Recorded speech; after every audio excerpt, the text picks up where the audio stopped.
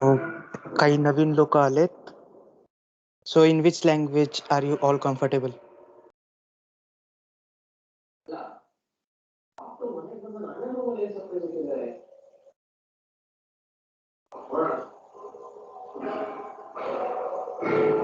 Hello, am I audible?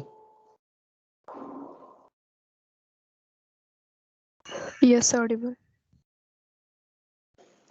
So basically जे 2 नवीन जण आलेत, सो आमचे डेली लेक्चर्स साधारण 2 ते 3 आठवड्यापासून चालू आहे. सो तुम्ही दोघं मराठी, हिंदी कुठल्या लँग्वेजमध्ये कम्फर्टेबल आहात? New commerce. Marathi. Okay. So basically second इयरमध्ये कसं झालं की फर्स्ट इयरमध्ये आम्हाला पायथन होतं. सो पायथन शिकत ऑनलाईन शिकलो, काही एवढं कळालं नाही. सेकंड इयरला direct fundamentals of data structures आणि ओप्सचे लँग्वेजेस म्हणजे बेसिकली स्टार्ट झाले लेक्चर्स. सो त्यामुळं काय झालं की आम्हाला C++चे बेसिक्स क्लिअर नव्हते. सो त्यासाठी हे एक इनिशिएटिव्ह घेऊन आम्ही रोज 7 ते 8 किंवा 8-8:30 पर्यंत रोज लेक्चर्स घेतो C++चे बेसिक रिगार्डिंग. सो 1-2 आठवडे झालेत आणि आमचं फंक्शन पर्यंत क्लिअर झालंय.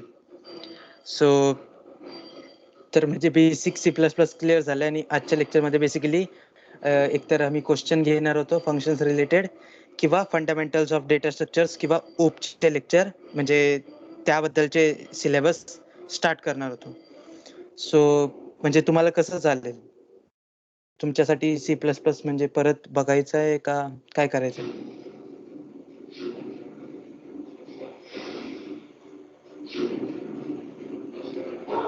नवीन DSC वाले. थोडं त्यांना बेसिक घे ना, म्हणजे आपले जे कॉन्सेप्ट चाललेत ते पण समजतील त्यांना थोडे. बेसिक घेतलं तर. सो तुम्हाला ह्याची आयडिया आहे, प्रोग्रामिंग लँग्वेजेसची आयडिया असेल बहुतेक. फक्त थोडा तरी चालेल. हा हा, एक रिव्हिजन टाइप घेतलं तरी चालेल. म्हणजे बेसिकली आयडिया आहे तुम्हाला C++ आणि हो, प्रोग्रामिंग आहे. लँग्वेजेस? हो चालेल. मग एक क्विक रिव्हिजन घेऊ आपण या लेक्चरमध्ये आणि मग पाहिजे तर क्वेश्चन्स किंवा मग FDS किंवा कशाचे प्रॅक्टिकल रिलेटेड क्वेश्चन बघायचं का मग तसं का कसं चालेल?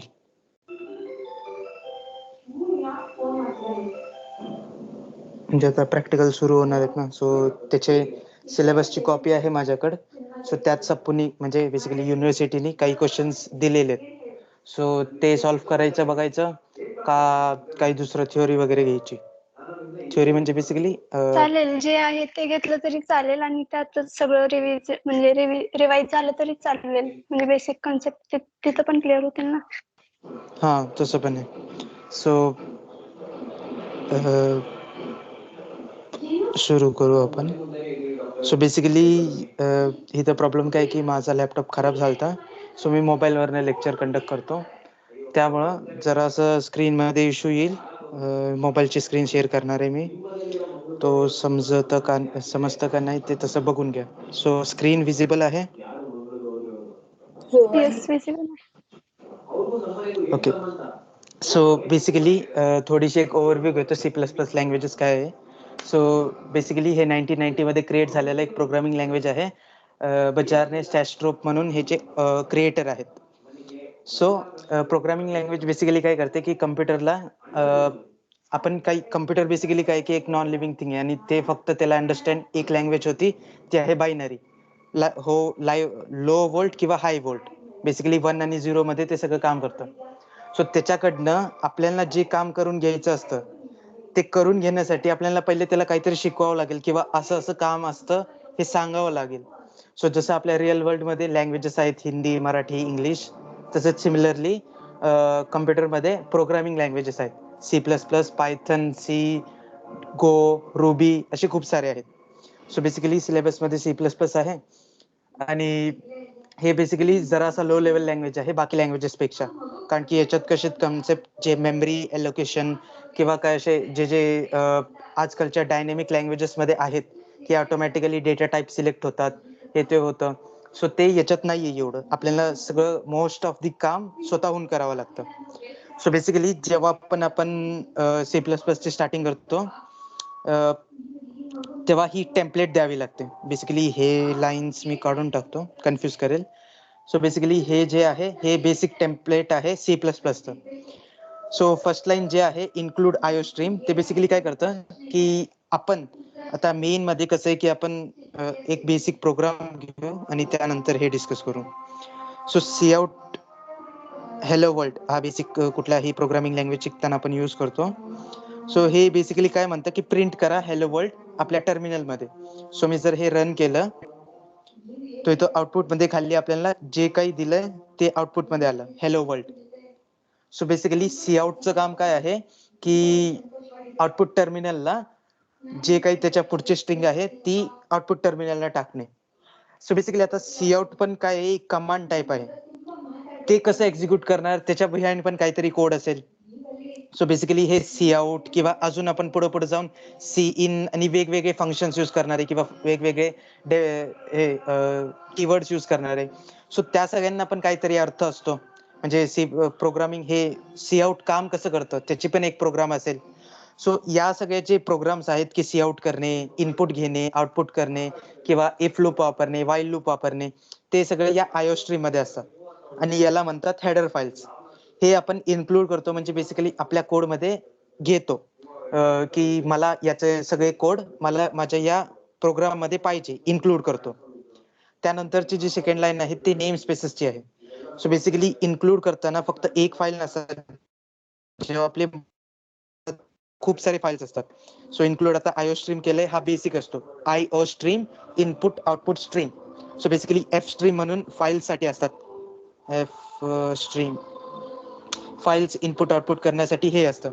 सो असंच आता मोठ्या मोठ्या प्रोग्राम्स मध्ये खूप सारे हेडर फाईल्स असतात.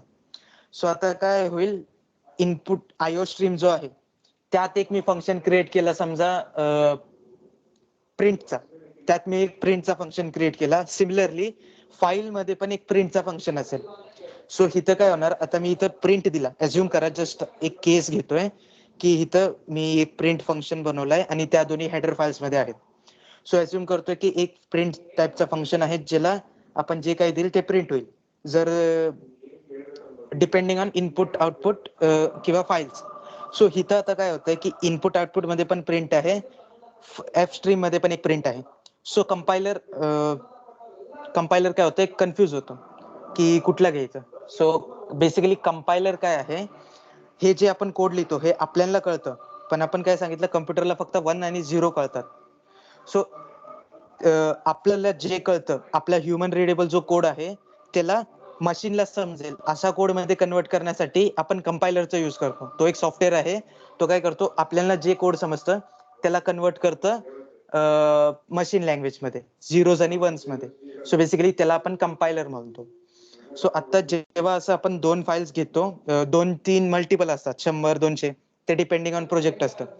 सो त्याच्यातलं दोन्ही मध्ये सेम प्रिंट फंक्शन आहे. आता कंपायलरला समजणार कसं की कुठला प्रिंट बोलवायचा, फाईलचा बोलवायचा का इनपुट आउटपुटचा बोलवायचा.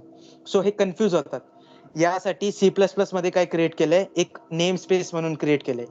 नेम स्पेसनी काय होतं की आता आयो स्ट्रीमचं जे आहे ते स्टँडर्ड मध्ये येतं आणि एफ स्ट्रीमचं जे आहे ते फाईल्स मध्ये आहे. असं एज्युम करू आपण, आयो स्ट्रीमला आपण स्टँडर्ड देऊ, एफ स्ट्रीमला आपण फाईल्स देऊ. सो जर हा लाईन मी नाही दिला तरी मला यूज करायचं असेल, सो इथे एक एरर येईल बेसिकली की बघा print was not declared in the scope, आणि प्रिंटचं मिनिंग काय ते विचारतंय. सो बेसिकली प्रिंट असं काही फंक्शनच नाहीये म्हणून असं एरर येतोय. सो जर मी सी आउट दिलं, स्वतः एक एरर येईल, C out was not declared in the scope, did you mean std: C out. म्हणजे बेसिकली ते काय म्हणतंय की हे सी आउट मला दोन्ही मध्ये भेटलंय, आयो स्ट्रीम मध्ये पण भेटलंय, एफ स्ट्रीम मध्ये पण भेटलंय. सो मी यूज कुठला करू. सो यूज कुठला करायचा हे सांगण्यासाठी मला स्टँडर्ड मधला यूज करायचा आहे. तो त्याआधी स्टँडर्ड द्यायचा आणि colon. So basically colon scope resolution operator आहे, ते स्कोप सांगतं की कुठल्या स्कोप मध्ये आहे, ग्लोबल आहे का लोकल आहे. हे ग्लोबल आणि लोकल स्कोप काय असतात, बेसिकली हे जे कर्ली ब्रॅकेट्सच्या आत जे काही असतं ते या मेनचं स्कोप असतं. म्हणजे बेसिकली एक्झिस्टन्स, तो कोड त्याच्या बाहेर व्हॅलिड नसतो. जशी आपली करन्सी आहे रुपीज, इंडियाच्या बाहेर ती व्हॅलिड नाहीये. तिथं त्यांच्या स्वतःचे करन्सीज आहेत, डॉलर आहे, दिनार आहे किंवा असे वेगवेगळे करन्सीज आहेत. सिमिलरली जेव्हा आपण व्हेरियस असे फंक्शन्स बनवतो, फंक्शन्स काय कन्सेप्ट एज्युम करतो की माहित असेल, ते पण आपण डिस्कस करू. पण बेसिकली याचा जो बॉडी असतो, सो याचा जो हा बेसिकली बेसिक लेक्चर राहील, कारण की DSC चे स्टुडंट्स आहेत. सो एकदा रिवाइज करून त्यानंतर मग पुढचे क्वेश्चन घेतले जातील प्रॅक्टिकल नुसारचे. सो एक अर्धा तास तरी म्हणजे समजवण्यात जाईल. सो बेसिकली स्कोप मध्ये होतो आपण. सो बेसिकली इथं काय होतं, हे दोन कर्ली ब्रॅकेट्सच्या मध्ये जे काही कोड लिहितो ते मेनचं स्कोप झालं, म्हणजे ते मेनच्या आतमध्येच फक्त व्हॅलिड असेल. ती एक टाईपची हे आहे, स्कोप आहे, म्हणजे तेवढंच. आणि जेही आपण मेनच्या आधी हिथं लिहिणार ते ग्लोबल स्कोप असणार, म्हणजे कुठलाही फंक्शन, कुठलाही क्लास, कुठलाही काहीही यूज करू शकतो. सो बेसिकली हे स्कोप रेझोल्युशन आता एसटीडी दिल्याने हे कोड आता एरर देणार नाही, आपलं आउटपुट करेक्ट येईल. का? कारण की आता त्याला कळलंय की आयओ स्ट्रीम मधलं सी आउट घ्यायचंय, एफ स्ट्रीम मधलं नाही. सिमिलरली एफ स्ट्रीम मधलं काय घ्यायचं असेल तर त्याआधी त्याची स्ट्रीम द्यावी लागेल. सो डिपेंडिंग ऑन दॅट आपण नेम स्पेसेस देतो. पण बेसिकली आता आपण प्रोजेक्ट्स एवढे मोठे तर करत नाही, सो नेम स्पेसेसचा एरर मोस्टली येत नाही. सो त्यासाठी हे जे स्टँडर्ड इनपुट आपण प्रत्येक वेळेस लावतो, हे काय आहे की जर सीआउट जेवढं पण वेळा वापरणार मी, तेवढ्या वेळा मला हे एसटीडी कोलन कोलन द्यावी लागेल. सो बेसिकली आता मी 2 वेळा वापरलं, सो 2 वेळा, 3 वेळा, 4 वेळा. पण मला आता हे एसटीडी चेंज करायचं असेल, फाईल मध्ये कन्वर्ट करायचं असेल, एफएसटीडी असेल, एज्युम करा फक्त, हे खरं नाहीये, एफएसटीडी असं काहीच नाहीये, फक्त स्टँडर्ड आहे. आणि name spaces depending on files वेगळे असतात. आता जस्ट एज्युम करा एफएसटीडी करायचं आहे, सो मला प्रत्येक चेंज करावं लागतो, प्रत्येक ह्याच्यात जाऊन प्रत्येक हे चेंज करावं लागतंय. त्यासाठी मी काय करू शकतो, हे जे कोड आहे हे मी डिफॉल्ट करू शकतो. म्हणजे बेसिकली प्रत्येक जो कोड आहे तो मी फक्त स्टँडर्ड मध्ये घेणार आहे असं मी सांगू शकतो. सो त्यासाठी इथे एक लाईन देतो आपण, युझिंग नेम स्पेस एसटीडीचा. So using namespace STD म्हणजे बेसिकली ते करतं काय, जे इथं आपण स्टँडर्ड कोलन देत होतो ते ऑटोमॅटिकली कंपायलर एज्युम करतं, ऑटोमॅटिकली एज्युम करतं ते. स्वतः बघा 3 वेळा हॅलो वर्ल्ड प्रिंट झालं. स्वतः हे एकाच लाईन मध्ये प्रिंट होतंय. न्यू लाईन मध्ये करण्यासाठी काही स्पेशल कॅरेक्टर्स असतात, सो ते आहेत /n. /n दिल्याने न्यू लाईन क्रिएट होते. बेसिकली एक्झिक्यूट केल्याने न्यू लाईन अशी क्रिएट होते. जिथं जिथं न्यू लाईन पाहिजे तिथं आपण /n देऊ शकतो, किंवा एक स्पेशल हे आहे एंड लाईन. एंड लाईन पण सेम काम करते, एक नवीन लाईन, हा सॉरी एंड एल. सो ते नवीन लाईन क्रिएट करतं. सो आता मी परत एक्झिक्यूट केलं. सो फर्स्ट जो हॅलो वर्ल्डच्या नंतर मी /n दिलाय, तो आपल्याला दिसत नाही, तो इनविजिबल कॅरेक्टर आहे, प्रिंट होत नाही तो. पण तो टेक्स्ट ह्याला म्हणजे कम्प्युटर स्क्रीनला काय सांगतं की एक न्यू लाईन क्रिएट कर, /n. ते एक स्पेशल कॅरेक्टर आहे. सिमिलरली /n म्हणजे न्यू लाईन, /t म्हणजे टॅब, म्हणजे सेट ऑफ स्पेसेस. इथं बेसिकली यानंतर काहीतरी द्यावं लागतं. सो /t नंतर मी काहीतरी एक व्हेरिएबल देऊन टाकतो. सो इथं एक स्पेस दिसेल. या सोलोलनच्या कंपायलर मध्ये एक टॅब म्हणजे एक स्पेस आहे. सो इथं तसं दिसतंय. पण जेव्हा आपण कम्प्युटर किंवा ह्याच्यावर करणार, सो सेट ऑफ स्पेसेस येतात, 4 स्पेस किंवा 5 स्पेस. सो तसं depending on special characters use करू शकतो. पण स्पेशल कॅरेक्टरची गरज का पडली, जर मला काही असं सेंटेन्स असेल, बेसिकली जर मी हे काढलं, स्पीड होतोय का खूप, थोडस हळू घेऊ का? नको. ओके. सो सी आउट नाही चालेल. हो हो चालेल. ओके. सो लँग्वेजचा काही इश्यू असेल तर सांगा, हिंदी किंवा इंग्लिश मध्ये घेऊ शकतो, म्हणजे कोणाला प्रॉब्लेम असेल तर. सो बेसिकली सी आउट आता करताना मला एक लाईन आपली इंग्लिश स्टेटमेंट मध्ये असतं बघा, Rohit said that, Rohit said, comma असतो, त्यानंतर डबल कोट्स असतात. डबल कोट्स मध्ये ते स्ट्रिंग लिहिलेली असते. सो आता मी काय लिहिणार, हॅलो. सो आपण एक सिंपल प्रोग्राम करू हॅलोचा. सो इथं काय झालं, बेसिकली रोहित सेड आणि त्यानंतर आपल्याला काय पाहिजे, एक कोट्स पाहिजे. पण आता मी जर एक्झिक्यूट करेल, सो इथे एक एरर येतो बघा, एक्सपेक्टेड सेमिकोलन बिफोर हॅलो. का? कारण की त्या आधी आपल्याला डेटा टाइप्स काय असतात ते बघावे लागतील. सो डेटा टाइप्स बेसिकली काय असतात की कॉम्प्युटरमध्ये आता आपण काहीतरी स्टोअर करतो 1-0 मध्ये स्टोअर करतो, पण त्याला एफिशिएंटली स्टोअर करण्यासाठी काही डेटा टाइप्स बनवलेत. ते आहेत int, float, double, string, Boolean. Character, Boolean. Correct. So हे व्हेरियस टाइप्स ऑफ हे आहेत. कॅरेक्टर काय आहे? सिंगल लेटर, एक लेटर. स्ट्रिंग काय आहे? सिरीज ऑफ कॅरेक्टर, म्हणजे खूप सारे कलेक्शन ऑफ कॅरेक्टर्स. डबल काय आहे? डबल आणि फ्लोट सेमच आहे, फक्त अॅक्युरेसी मध्ये फरक पडतो. डबलची अॅक्युरेसी जास्त असते, म्हणजे चांगल्या प्रकारे स्टोअर करते. फ्लोट मध्ये काय होतं की लास्टचे नंबर्स चुकतात. जर मी 3.14, 2, 3, 4, 5, 6 दिलं, सो 5, 6 लास्ट जो असेल तो डबल मध्ये करेक्टली स्टोअर होईल. पण फ्लोट मध्ये काय होईल? 5, 6 चं 5, 5 होऊन जाईल किंवा 5, 7 होऊन जाईल. म्हणजे बेसिकली ते राऊंड अप होतं ऑटोमॅटिकली. ते अॅक्युरेट नाही एवढं. सो ह्याला आपण 5.6 असं काही एक्झाम्पल देऊ शकतो. इंट काय आहे? होल नंबर्स आहेत. असं काही होल नंबर ज्याच्यात डेसिमल पॉईंट नाही. बुलियन काय आहे? बेसिकली एक हे आहे, ट्रू किंवा फॉल्स, दोनच व्हॅल्यू, 1 किंवा 0, true or false. Correct. So true or false. So हे आहे डेटा टाइप. सिमिलरली इथं डबल कोट्स जेव्हाही देतो ते स्ट्रिंग असतात, सिंगल कोट्स मध्ये कॅरेक्टर असतात. सो इथं आपण यूज करतोय स्ट्रिंग. सो आता मी जर एक्झिक्यूट केलं, सो मला एक एरर येणार. याच्या बाहेर मी हे जे काही लिहिलंय इंट, फ्लोट, हे मी फक्त समजवण्यासाठी लिहिलंय, पण ते काय एक्सपेक्टेड अनक्वालिफाईड इथं एरर दिसत असेल, ते एक एरर देतंय. का? कारण की ते कंपायलरला कळत नाहीये की मी काय लिहिलंय, कशासाठी लिहिलंय, काय सिंटॅक्स नाहीये.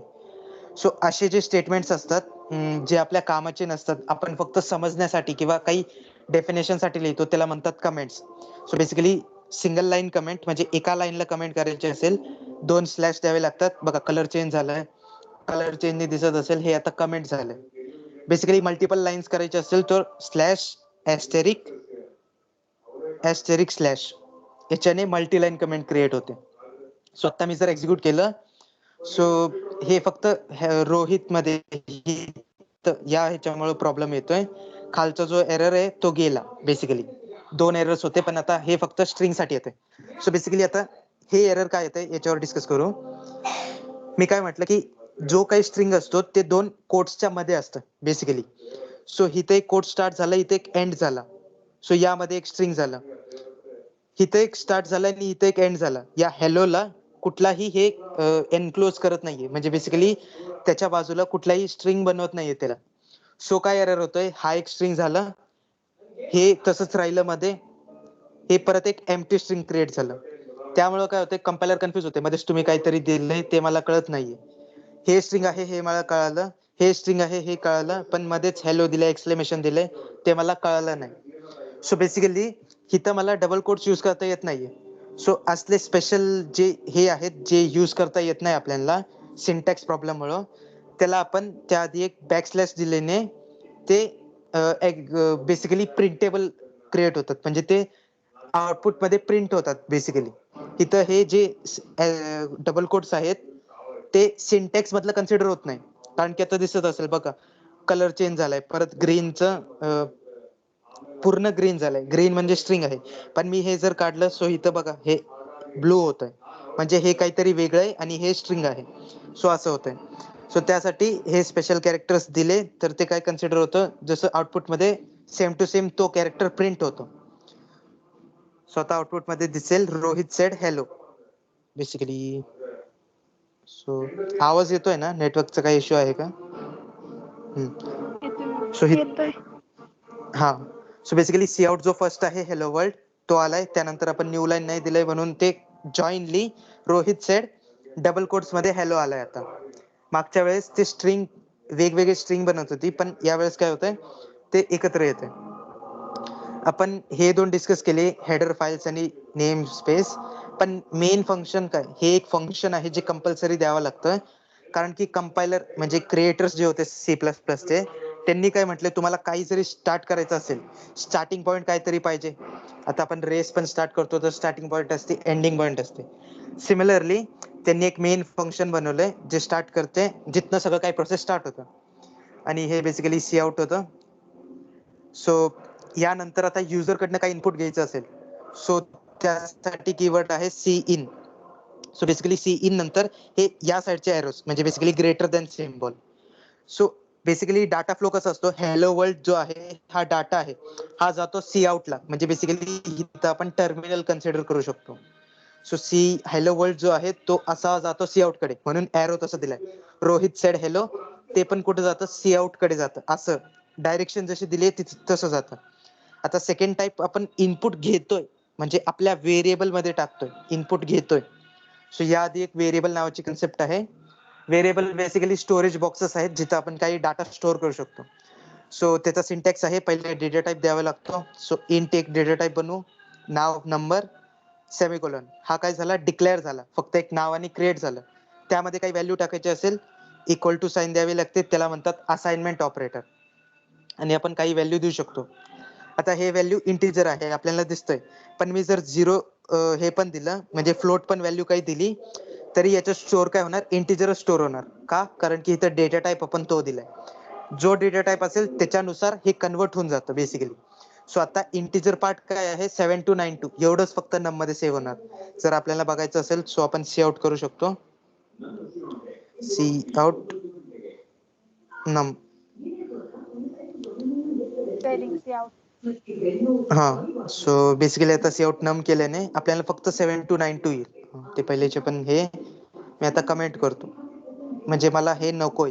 आता एक्झिक्यूट व्हायला बेसिकली कमेंट्स काय आहेत, आपल्या समजण्यासाठी काहीही असू शकतं, ते टेक्स्ट आणि ते कोड पण असू शकतं, म्हणजे काहीही असू शकतं. काही रॅन्डम स्टेटमेंट किंवा पायथनचा कोड, सी प्लस प्लसचा कोड, काहीही असू शकतं.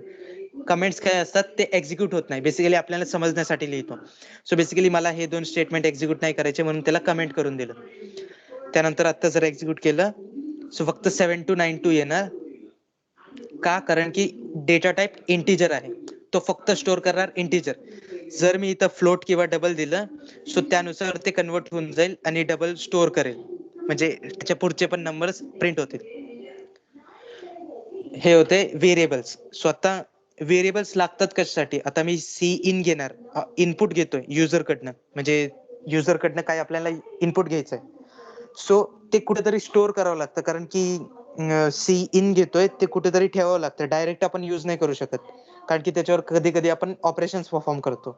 सो त्यासाठी व्हेरिएबल नावाची एक कन्सेप्ट लागते.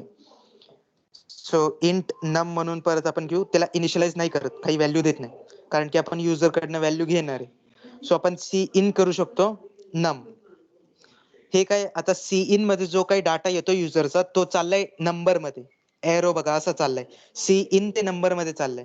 सो बेसिकली इनपुट जो आहे, जो युजरनी डाटा दिलाय, तो चाललाय नंबर मध्ये, म्हणजे नंबर मध्ये स्टोअर होतोय.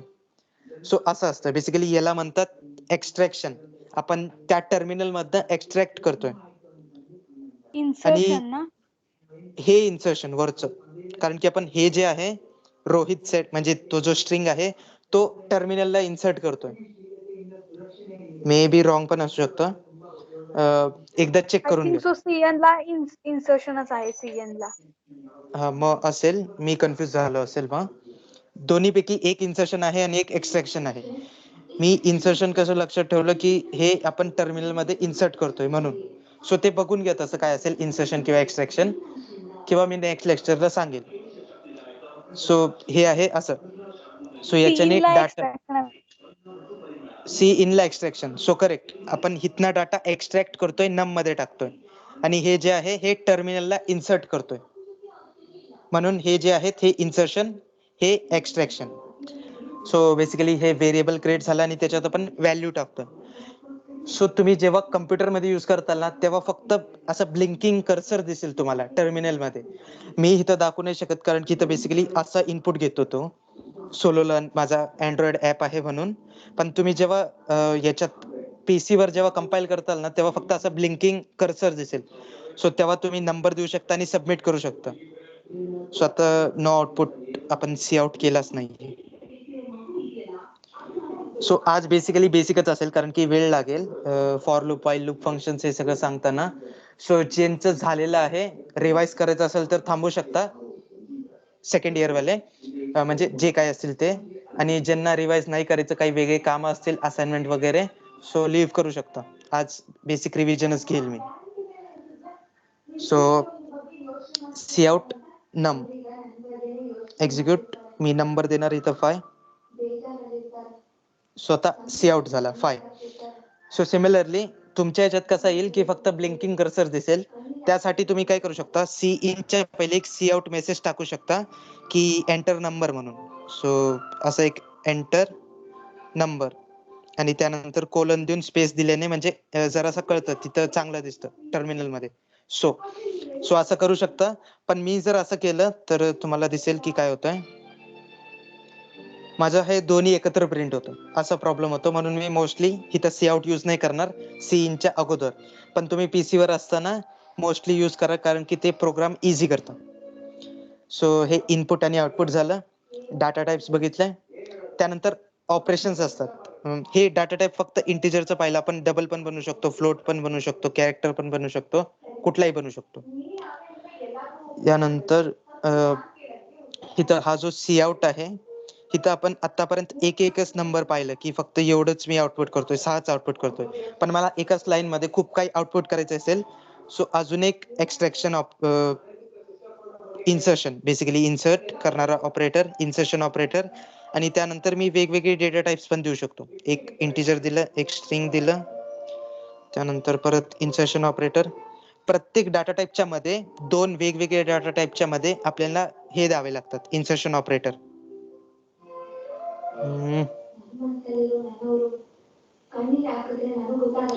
सो प्रत्येक ह्याच्या डाटा टाइपच्या मध्ये आपल्याला इन्सर्शन ऑपरेटर द्यावे लागतं. आपण हे देऊ, त्यानंतर बुलियन व्हॅल्यू प्रिंट करू ट्रूची, एक्झिक्यूट करू. स्वतः हे काय झाले असतील, कंबाईन झालेत बघा सगळे. 6 प्रिंट झाला, त्यानंतर HA, त्यानंतर 63.0 होता, ते 0 ला ऑटोमॅटिकली ते राऊंड अप करून देतो. सो काही जर हे दिलं नंबर, स्वतः आउटपुटला येईल. सो बघा आता 63.0637137 दिलंय. त्यानंतर 1 कशाचं आलं, ट्रूचं आलं, कारण की C++ मध्ये ट्रू व्हॅल्यूला 1 कन्सिडर होते आणि फॉल्सला 0. सो बेसिकली असं आपण मल्टिपल आउटपुट देऊ शकतो. सिमिलरली मल्टिपल इनपुट पण घेऊ शकतो आपण. सर माझ्याकडे 3 व्हेरिएबल असतील, A, B, C.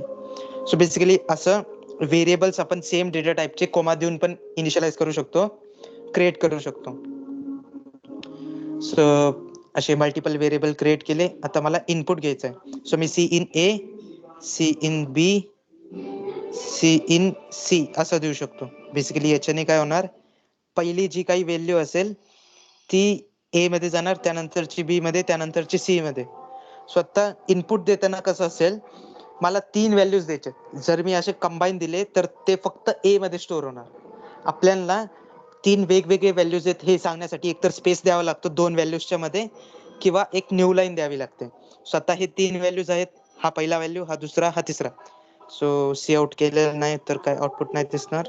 Basically C out पण करू आपण, A, त्यानंतर एंडेल, त्यानंतर B, त्यानंतर एंडेल परत, त्यानंतर C. सो बेसिकली हे एक्झिक्यूट केल्याने मी काय सांगितलं, एकतर स्पेस द्यावं लागतं न्यू व्हॅल्यू साठी किंवा न्यू लाईन. सो 63,772 हे इनपुट दिलं. आउटपुट मध्ये पण 63,772 न्यू लाईन मध्ये प्रिंट झालंय, कारण की एंड लाईन यूज केलाय. सो बेसिकली असं मल्टिपल इनपुट मल्टिपल आउटपुट घेऊ शकतो. हे झाले व्हेरिएबल्स आणि हे. यानंतर आपण ऑपरेशन्स परफॉर्म करू शकतो. सो इंट A आणि B घेऊ, इनिशियलाइज पण करतो त्याला. व्हॅल्यू घेऊ 5 आणि इंट B मध्ये आहे 2 स्टोअर केली. सो बेसिकली हे झालं. आपण सी आउट करू. आता मॅथमॅटिकल ऑपरेटर्स आहेत जे कॉमन असतात ते आहेच, A प्लस B, त्यानंतर A मायनस B, त्यानंतर A डिवायडेड बाय B, हे बेसिकली डिव्हिजन करणार, आणि त्यानंतर A इंटू B. एक स्पेशल ऑपरेटर आहे मॉड्युलस ऑपरेटर, ते बेसिकली रिमाइंडर प्रोव्हाइड करतं आपल्याला. सो हे जर एक्झिक्यूट केलं, A प्लस B 7 आला, मी स्पेस द्यायला विसरलो. सो बेसिकली फर्स्ट जो आउटपुट आहे तो 7 आहे, 5 प्लस 2 त्यानंतर मायनस केलं 5 - 2 3. ए डिवायडेड बाय बी चं आउटपुट फक्त 2 आलंय, पण जर आपण मॅथमॅटिक्स मध्ये बघतो सो 2.5 येतं. सो इथं 2 का आलं, कारण की इथं डेटा टाईप प्रेसिडेन्स कन्सिडर केली जाते. डेटा टाईपची प्रेसिडेंट काय असते, बेसिकली सगळ्यात जास्त प्रेसिडेन्स डबलला असते, डबल किंवा फ्लोट. त्यानंतर इंटिजर येतं, त्यानंतर कॅरेक्टर येतो, त्यानंतर बुलियन येतं. सो बेसिकली आता हे दोन्हीही इंटिजर आहेत, सो कॅल्क्युलेशन इंटिजर मध्ये होणार. पण जर मी एकाला फ्लोट केलं सो काय होतं, कॅल्क्युलेशन जे आहे ते हायर डेटा टाईप मध्ये होतं. हायर म्हणजे आता इंट पेक्षा फ्लोट मोठा आहे. सो फ्लोट आणि इंट मध्ये कॅल्क्युलेशन कशात होणार, मोठा डेटा टाईप. मोठा कुठला आहे, फ्लोट आहे. सो फ्लोट मध्ये कॅल्क्युलेशन होणार आणि आउटपुट आपल्याला फ्लोट मध्ये भेटेल. सो आता जर एक्झिक्यूट केलं 2.5 आउटपुट येईल. Basically invalid operand modulus. हा, फ्लोट आणि ह्याच्यामध्ये आपण मॉड्युलस नाही वापरू शकत. आपल्याला एकतर इंट आणि इंट किंवा हे यूज करावं लागेल. सो मॉड्युलस आपण नंतर पाहू. बेसिकली हे पाहू आता. सो बघा 5 + 2 ते सेमच झालं, मायनस पण सेम आलं, पण डिव्हिजन बघा 2.5 आलंय. सो दिसत असेल, जर मी स्पेस दिलं याच्या आधी,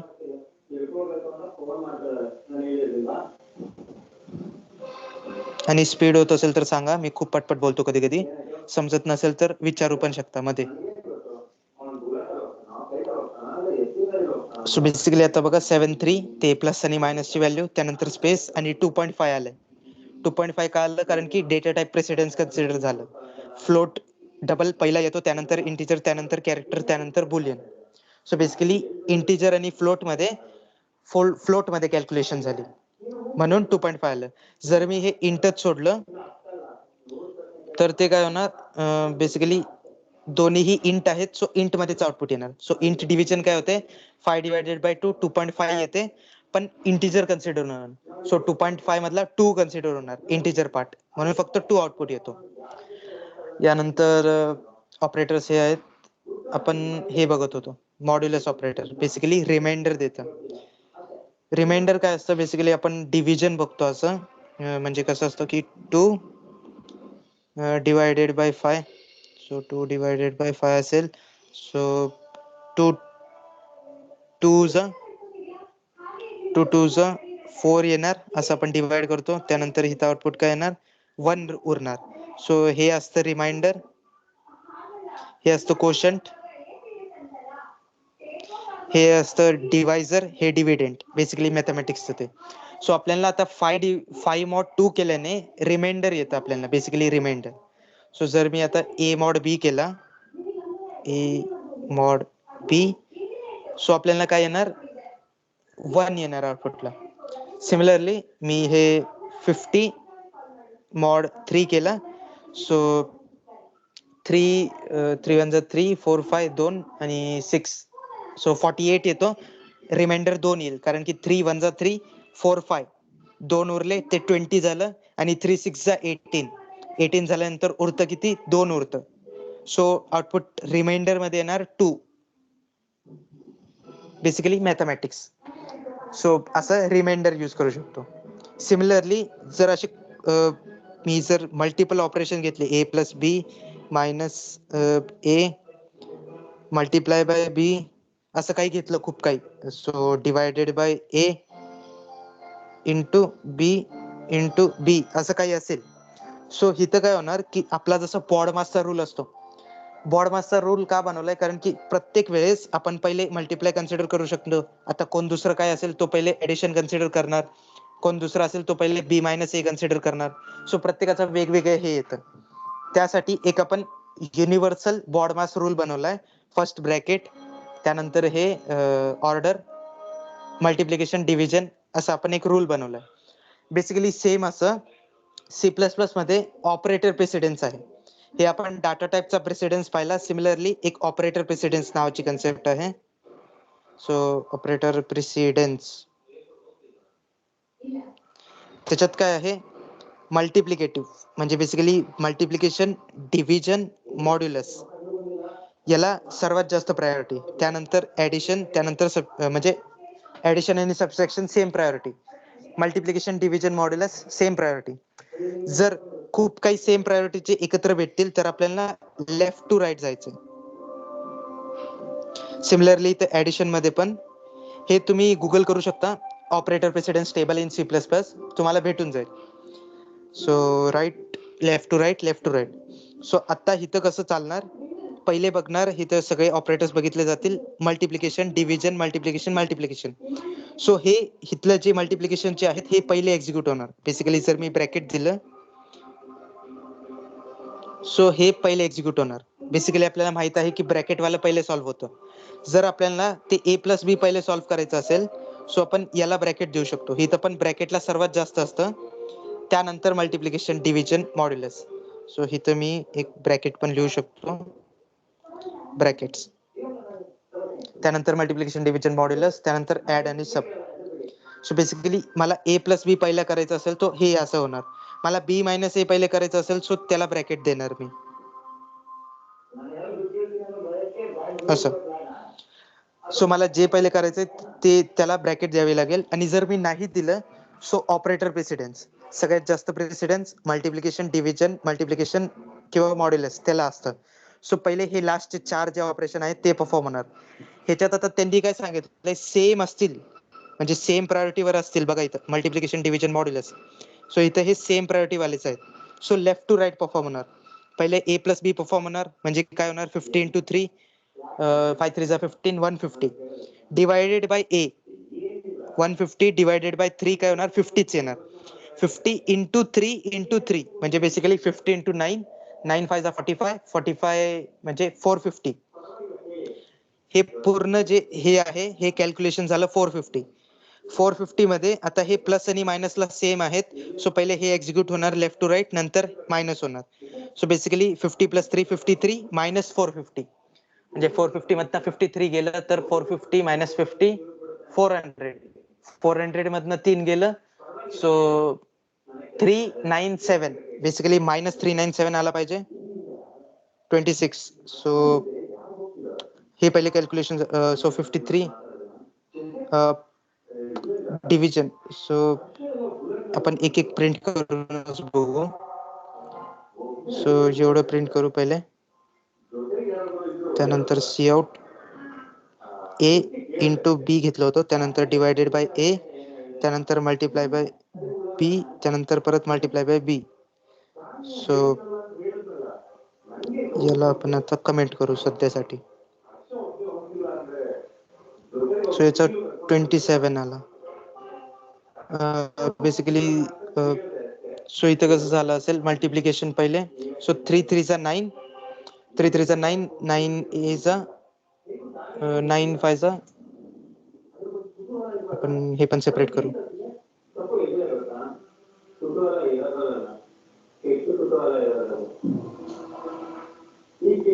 so C out A × basically A divided by A होतं इथं, आणि त्यानंतर B × B 9 येणार बेसिकली इथे. सो आपण याचा आउटपुट पाहू.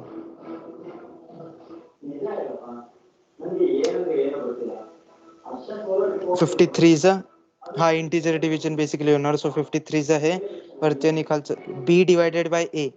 50 डिवायडेड बाय 3 बेसिकली काय येणार, 18 येणार. 18 × सॉरी 50 × 3 आहे आणि डिवायडेड बाय 50 आहे. सो 50 50 कॅन्सल झालं, ह्याचं व्हॅल्यू येणार 3.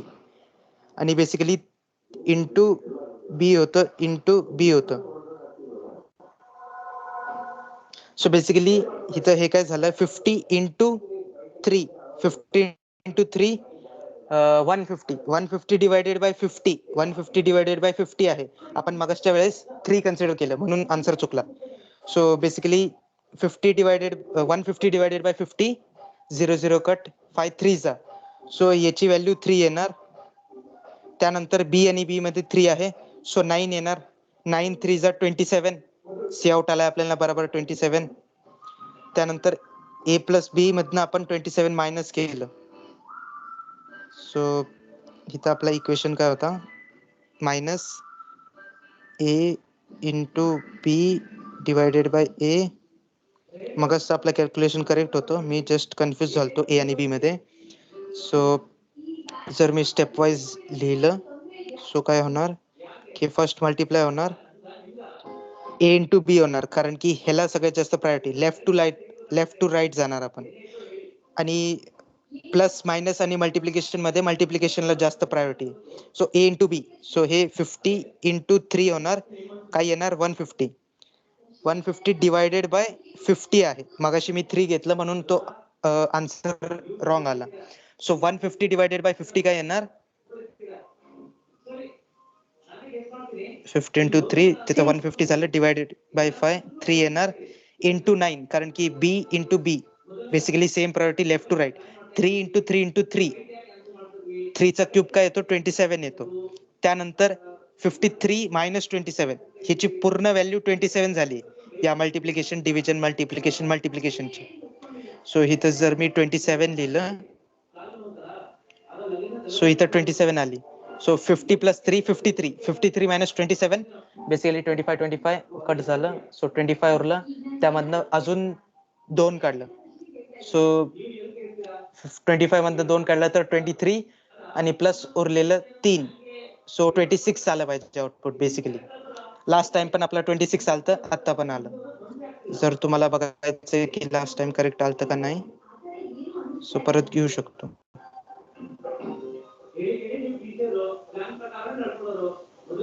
सो याचा 26 आलतं लास्ट टाइम, आपली कॅल्क्युलेशन तिथे थोडीशी चुकलेली म्हणून. सो इथं 27 च्या नंतर काय झालं, 53 झालं इथे ऍडिशन मायनस 27. सो याचा आउटपुट येतं 26. सो आपल्याला आउटपुट करेक्ट आलंय. सो 26 असं ऑर्डर प्रेसिडेन्स असतो की कशाचा ऑर्डर पहिले कन्सिडर करायचं, कशाचं नंतर करायचं.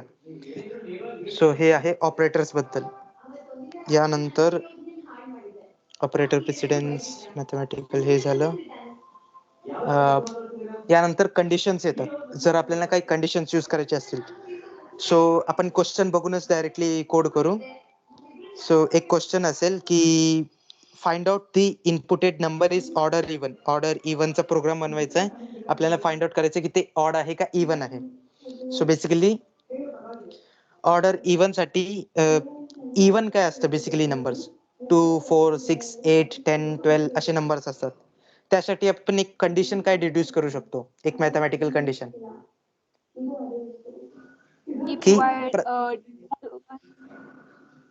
हो करेक्ट. सो प्रत्येक नंबर डिवायडेड बाय 2 आपल्याला रिमाइंडर काही देत नाही, बेसिकली कम्प्लिटली डिव्हिजिबल बाय 2 असतं प्रत्येक इवन नंबर. सो आपल्याला चेक काय करायचं की कम्प्लिटली डिव्हिजिबल आहे. डिव्हिजिबल म्हणजे काय, रिमाइंडर काही सोडत नाही, म्हणजे basically remainder equal to 0, basically remainder equal to 0. So ही कंडिशन आपण चेक कशी करणार, चेक करण्यासाठी दोन व्हॅल्यूज चेक करण्यासाठी आपल्याला काहीतरी ऑपरेटर लागतील. सो त्यासाठी काही एक ऑपरेटर्स बनवलेत, रिलेशनल ऑपरेटर्स असे नाव आहे त्याला. त्याच्यात बेसिकली 6 टाइप्सचे ऑपरेटर आहेत. Equal to, not equal to, greater than, equal to, less than equal to. So basically हे 6 ऑपरेटर्स आहेत. याचे बेसिकली माहित असतील तरी हे इक्वलनेस चेक करतं, हे नॉट इक्वलनेस चेक करतं, आणि बाकीचे जर सेल्फ एक्सप्लेनेटरी आहेत की ग्रेटर दॅन और लेस दॅन. सो आपण जस्ट चेक करू सी आउट मध्ये एक ब्रॅकेट घेऊन तिथं आपण चेक करू. काय चेक करायचं आहे, 7 इक्वल टू 7 आहे का नाही.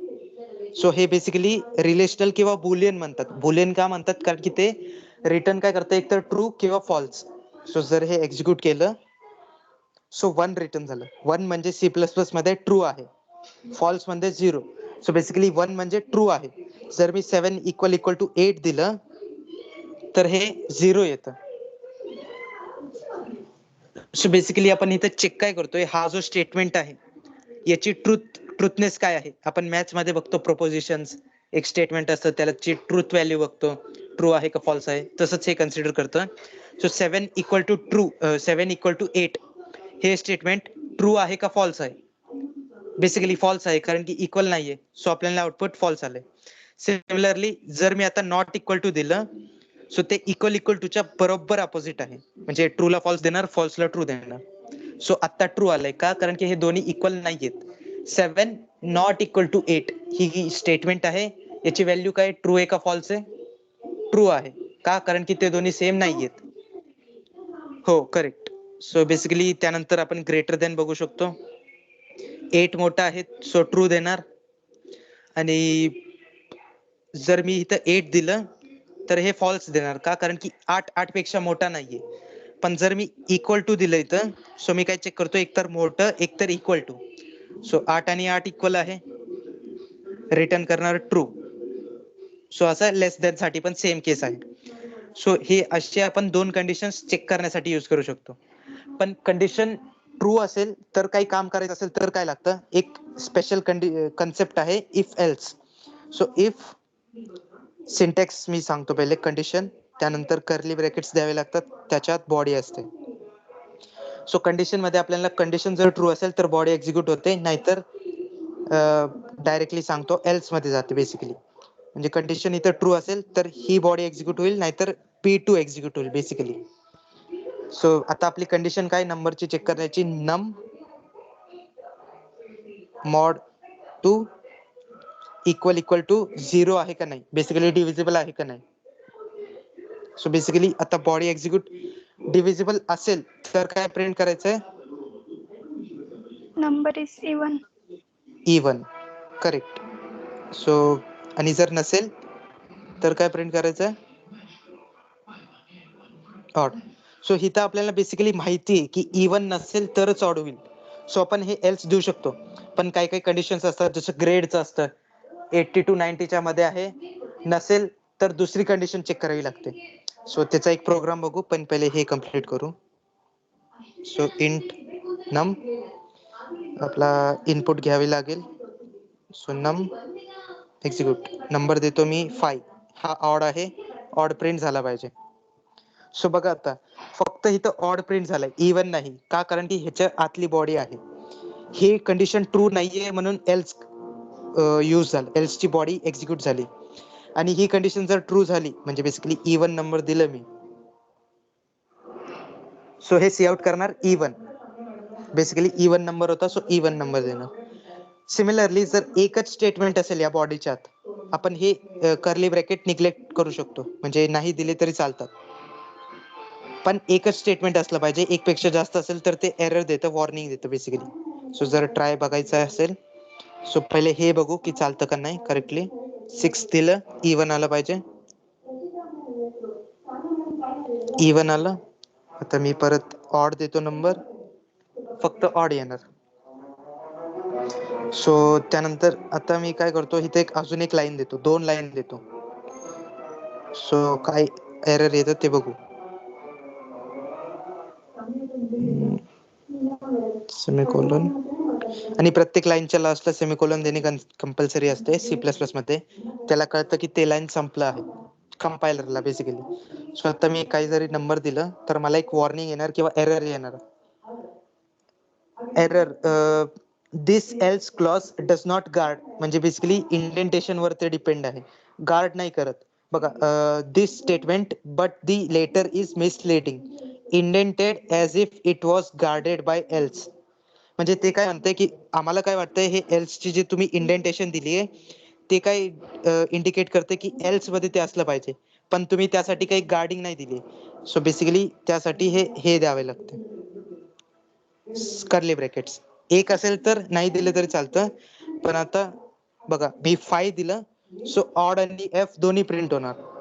पण जर मी इवन दिलं तर फक्त इवन येणार. का? कारण की त्याचे सेपरेट बॉडीज आहेत तसं.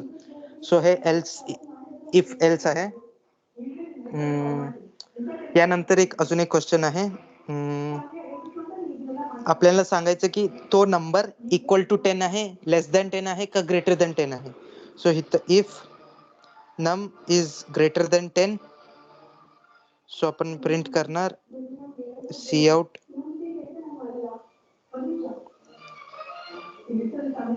जी.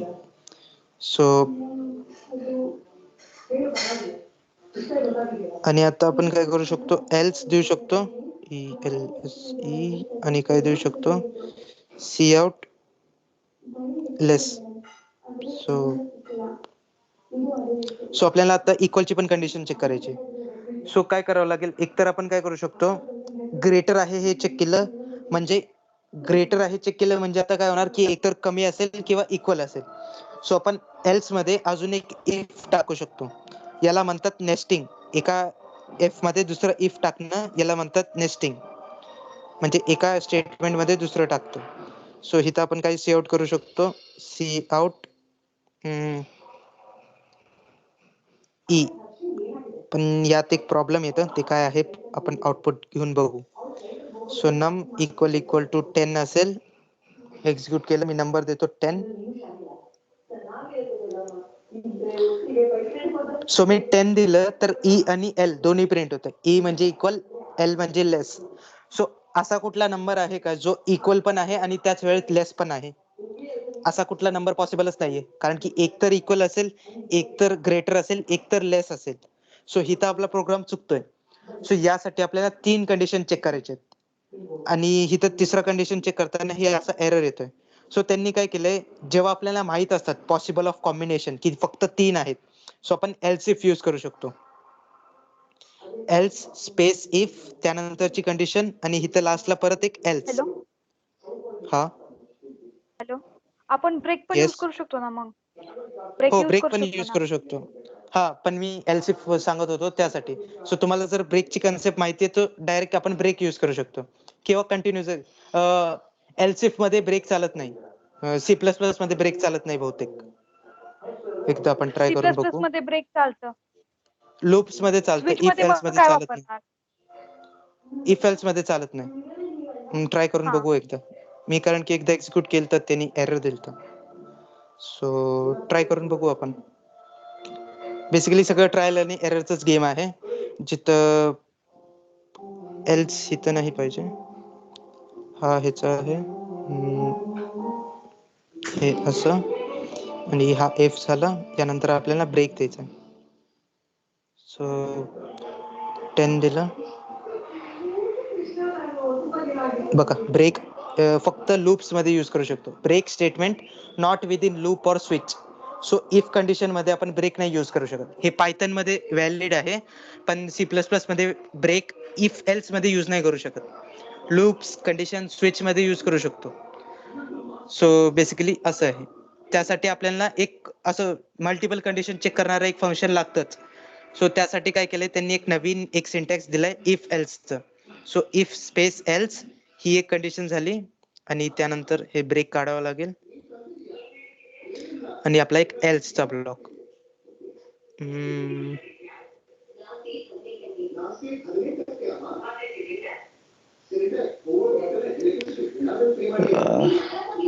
Just a second. हे थोडंसं इंडेंटेशन प्रॉब्लेम आहे, ते समजून घ्या थोडस. हा, सो आता आपला प्रोग्राम करेक्ट आहे.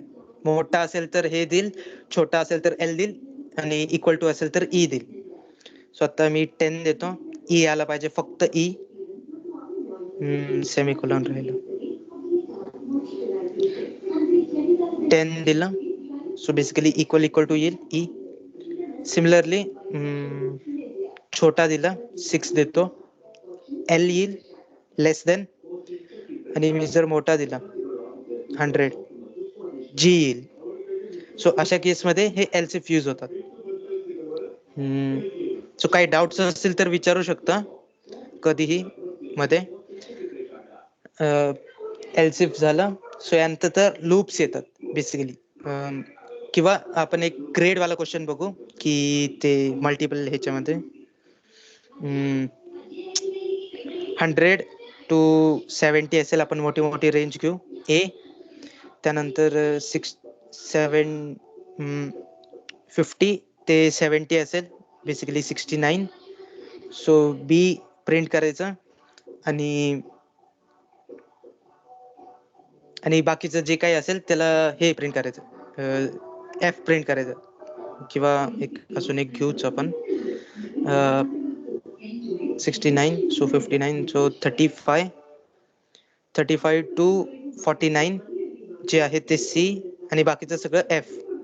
सो असा प्रोग्राम असेल. सो इथं आपण इफ यूज करू शकतो, कारण की माहिती आपल्याला एक कंडिशन चेक करायचे. सो नमच असेल बेसिकली, आपण नाव चेंज करत नाही. पण tips basically good programming practice काय म्हणते की व्हेरिएबल नेम कधी पण आपल्या यूज सारखं म्हणजे यूज जे होतंय मिनिंगफुल नाव द्या बेसिकली. इथं पण नंबर देतोय पण बेसिकली काय देतोय पर्सेंटेज देतोय. सो PER किंवा ग्रेड असं काही दिलं पाहिजे. पण जस्ट फॉर दिस केस आपण नंबरच घेऊ. आपण चेक काय करतोय की ग्रेटर देन 70 पाहिजे. 70च्या मोठं आणि 100च्या छोटा. सो नम इज लेस ग्रेटर देन 70. आता आपल्याला काय करायचे दोन कंडिशन चेक करायचे एकाच वेळी. सो अशा केसमध्ये एक लॉजिकल ऑपरेटर्स म्हणून येतात C++ मध्ये. सो त्याला ते आहेत अँड, याला रिप्रेझेंट करतात एम्परसेंट, 2 वेळा एम्परसेंट, और 2 वेळा पाईप सिम्बॉल किंवा स्टँडिंग लाईन आणि एक नॉट. बेसिकली याचे ट्रूथ टेबल माहित असेल जसं आपलं लॉजिक मध्ये असतं. बोथ ट्रू तेव्हाच फक्त अँड ट्रू देतं. बोथ फॉल्स तेव्हाच ऑर फक्त फॉल्स देतं. आणि टीचं एफ करणं हे नॉटचं काम आहे. म्हणजे ट्रूचं फॉल्स, फॉल्सचं ट्रू हे नॉट करतं. और दोन्हीपैकी एक जरी ट्रू असेल किंवा दोन्ही ट्रू असेल, सो ऑरची टी असेल तर टी देणार, टी आणि एफ असेल तर टी देणार. अँडचं काय होतं फक्त टी आणि टी ला ट्रू असतं. म्हणजे दोन्ही केसेस ट्रू असतील तरच ट्रू, किंवा बाकीच्या सगळ्या केसेस मध्ये फॉल्स असतं. सो आता आपल्याला दोन कंडिशन एकत्र चेक करायचे. सो काय यूज करू शकतो अँड, कारण की दोन्ही ट्रू पाहिजे. सो ए अँड नम शुड बी लेस देन. आता इथे इक्वल टू पण येणार कारण की 100 पण कन्सिडर केलंय. सो इथं पण इक्वल टू येणार कारण की 70 पण कन्सिडर केलंय. नेक्स्ट टाइम मध्ये 69 आहे. सो इथं बेसिकली काय सी आउट करायचं आपल्याला. सी आउट ए हे झालं. त्यानंतर इफ, आता इफ नाही येणार एल्स इफ येणार. कारण की जर दोन इफ दिले तर काय होणार, दोन्हीची कंडिशन जर ट्रू असेल, या केसमध्ये होणार नाही पण कधी असं झालं की दोन्ही इफ ची कंडिशन ट्रू असेल तर दोन्ही ट्रू एक्झिक्यूट होतात. सो त्यासाठी बेसिकली आपल्याला माहित असेल की हे नाहीतर हे, या चौघांमध्ये एकच इनपुट पाहिजे. तेव्हा if else if else if else ते वाला कंडिशन यूज करायचं बेसिकली. सो सेकंड काय आहे की नम छोटा असलं पाहिजे 70च्या. 70च्या इथं इक्वल टू नाही दिलाय, फक्त छोटा दिलाय म्हणजे 69 पर्यंत कन्सिडर होणार. अँड इथं आपण सिम्बॉल पण देऊ शकतो आणि डायरेक्टली अँड पण लिहू शकतो, दोन्ही व्हॅलिड आहेत. सो नम इज ग्रेटर देन 50. इथं इक्वल टू पण येणार कारण की आपण 50 पण कन्सिडर केलंय. सो 50 C out B. So maybe lecture थोडंसं एक्सटेंड होईल. रेग्युलर टायमिंग 7 ते 8 असतं, कधी कधी 8:30 पण होतं, पण आज पण 8:30 होण्याची शक्यता आहे कारण की फंक्शन्स पॉइंटर थोडंसं बेसिक अजून राहिले, लूप्स पण. So those who can stay, others can leave. So आपण बेसिकली तिघच घेऊ, चौथं वाला जाऊ द्या. सो आता काय होणार, नंबर जर 100 आणि 70च्या मध्ये असेल तर ए होईल, 50 आणि 70च्या मध्ये असेल तर बी, नाही तर एफ प्रिंट होणार. सो इथं किंवा घेऊच आपण एल्सिफ पण, कारण की मल्टिपल यूज करता येतं, ते बघितल्यावरच हे होतं. सो ग्रेटर देन काय पाहिजे 35. नंबर मोठा असला पाहिजे 35च्या, इक्वल टू पण. अँड नम should be less than 50. So काय सी आउट करणार सी.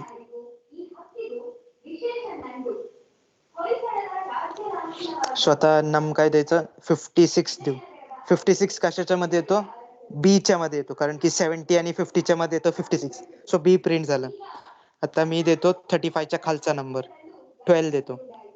एक्सपेक्टेड काय एफ आहे, सो फेल झालाय तो स्टुडंट.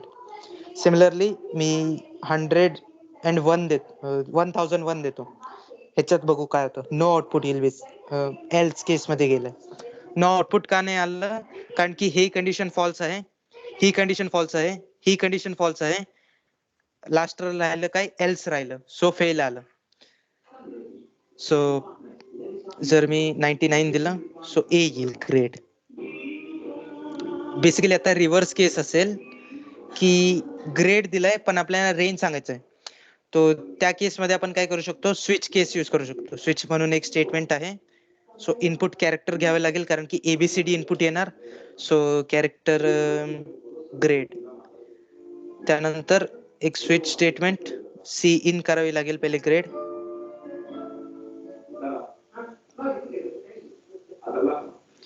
ग्रेड सी इन केलं, त्यानंतर स्विच स्टेटमेंट. स्विच बेसिकली काय करतं, जर आपल्याला मल्टिपल कंडिशन्स माहित असतील, वेगवेगळे पॉसिबिलिटीज, सो आपण स्विच यूज करू शकतो आणि त्याचे प्रत्येक एक कंडिशन बनवू शकतो.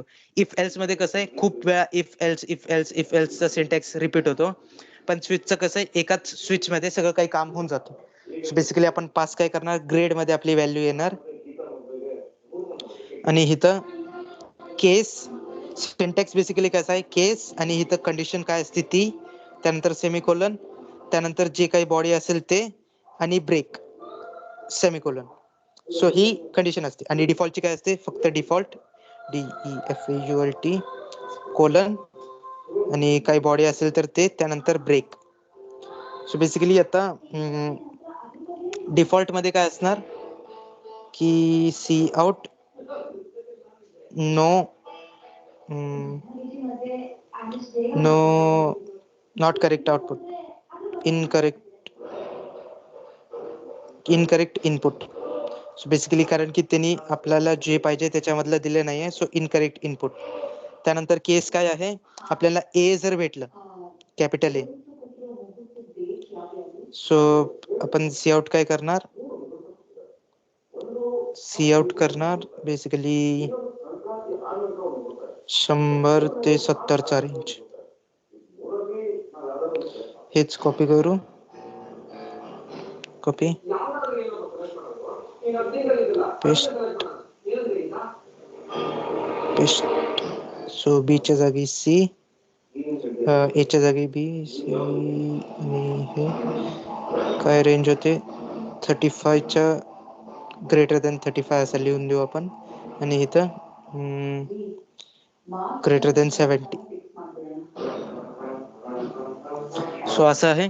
आता आपल्या ग्रेड मध्ये जे काही कॅरेक्टर येईल, ए आलं तर ए ची कंडिशन चेक होणार. इथं केस म्हणजे ग्रेड मध्ये जर व्हॅल्यू ए आली सो हे प्रिंट होणार, बी आली तर ग्रेटर दॅन 70, सी आली तर 35 आणि त्यापेक्षा व्यतिरिक्त काय आलं तर डिफॉल्ट कंडिशन एक्झिक्यूट होणार.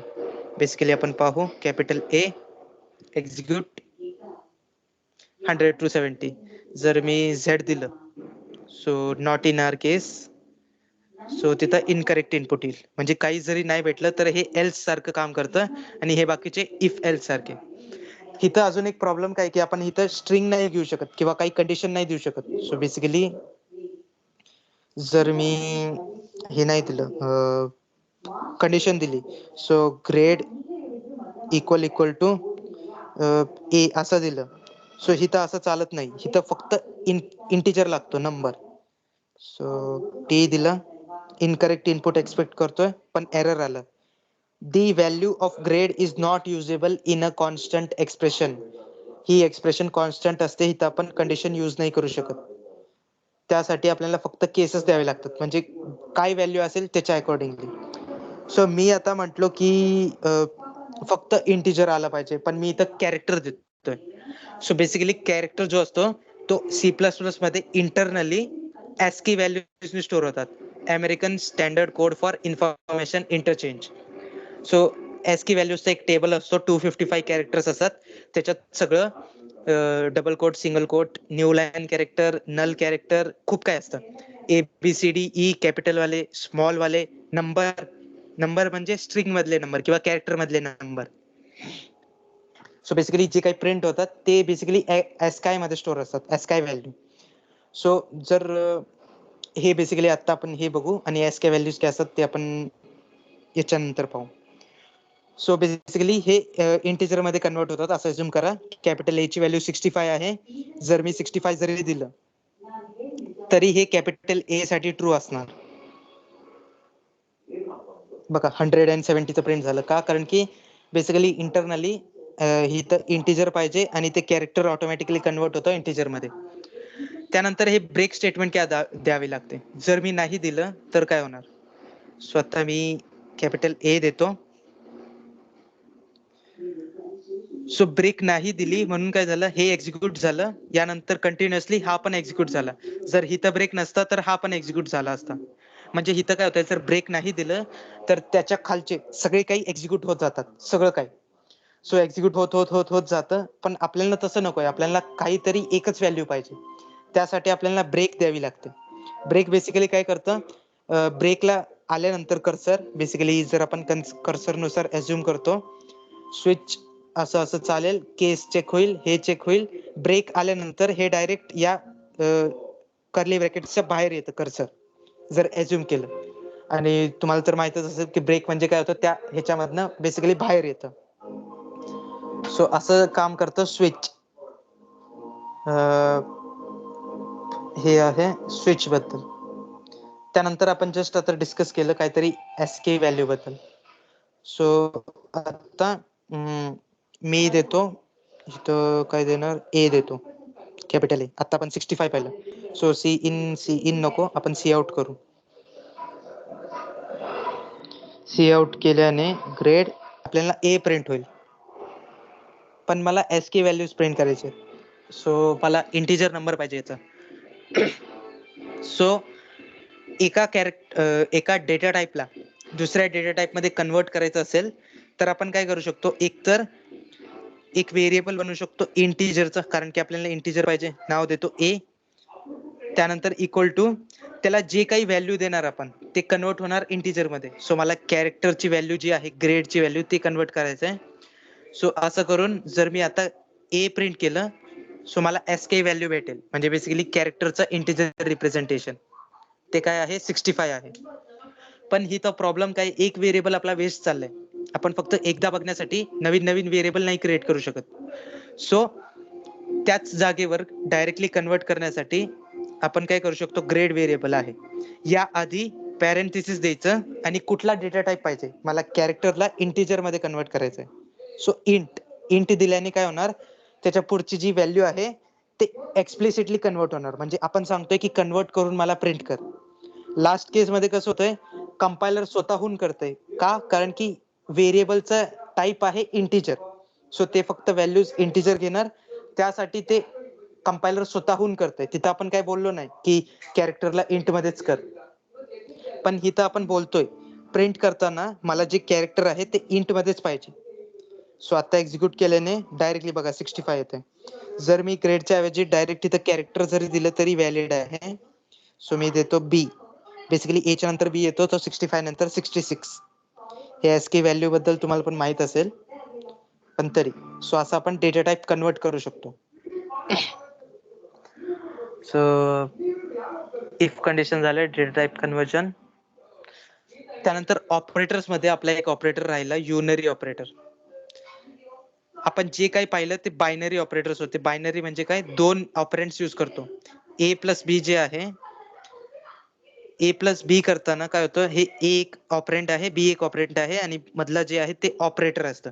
सो बेसिकली इथं दोन ऑपरेंड्स आहेत. सो याला म्हणतो आपण दोन बायनरी. जर एकच असेल सो त्याला म्हणतो युनरी. याच्यात 4 टाइप्स आहेत basically, plus plus. Just 2 types आहेत, इन्क्रीमेंट आणि डिक्रीमेंट. त्यामध्ये सेपरेट 2 टाइप्स आहेत, post increment, pre increment. So हे जे आहे हे आहे प्री इन्क्रीमेंट, आणि हे जे प्लस प्लस ए आहे ते आहे पोस्ट वरचा जो आहे तो आहे पोस्ट इन्क्रीमेंट, खालचा जो आहे तो आहे प्री इन्क्रीमेंट. सिमिलरली इथं पोस्ट आणि प्री डिक्रीमेंट. बेसिकली हे काय करतं, ए मध्ये जे काही व्हॅल्यू असेल त्याला +1 करणार. सो जर मी हे काढलं आणि मी एक इंटिजर घेतला ए, त्याच्यात व्हॅल्यू देऊ आपण 10. सो सी आउट करतो मी ए प्लस प्लस. सो परत सी आउट, ए ची व्हॅल्यू परत मी रिसेट करतो कारण की चेंज झाले असेल. सो परत रिसेट करून परत मी सी आउट करतो आता प्लस प्लस ए. सो डिफरन्स काय ते पाहू आपण आता.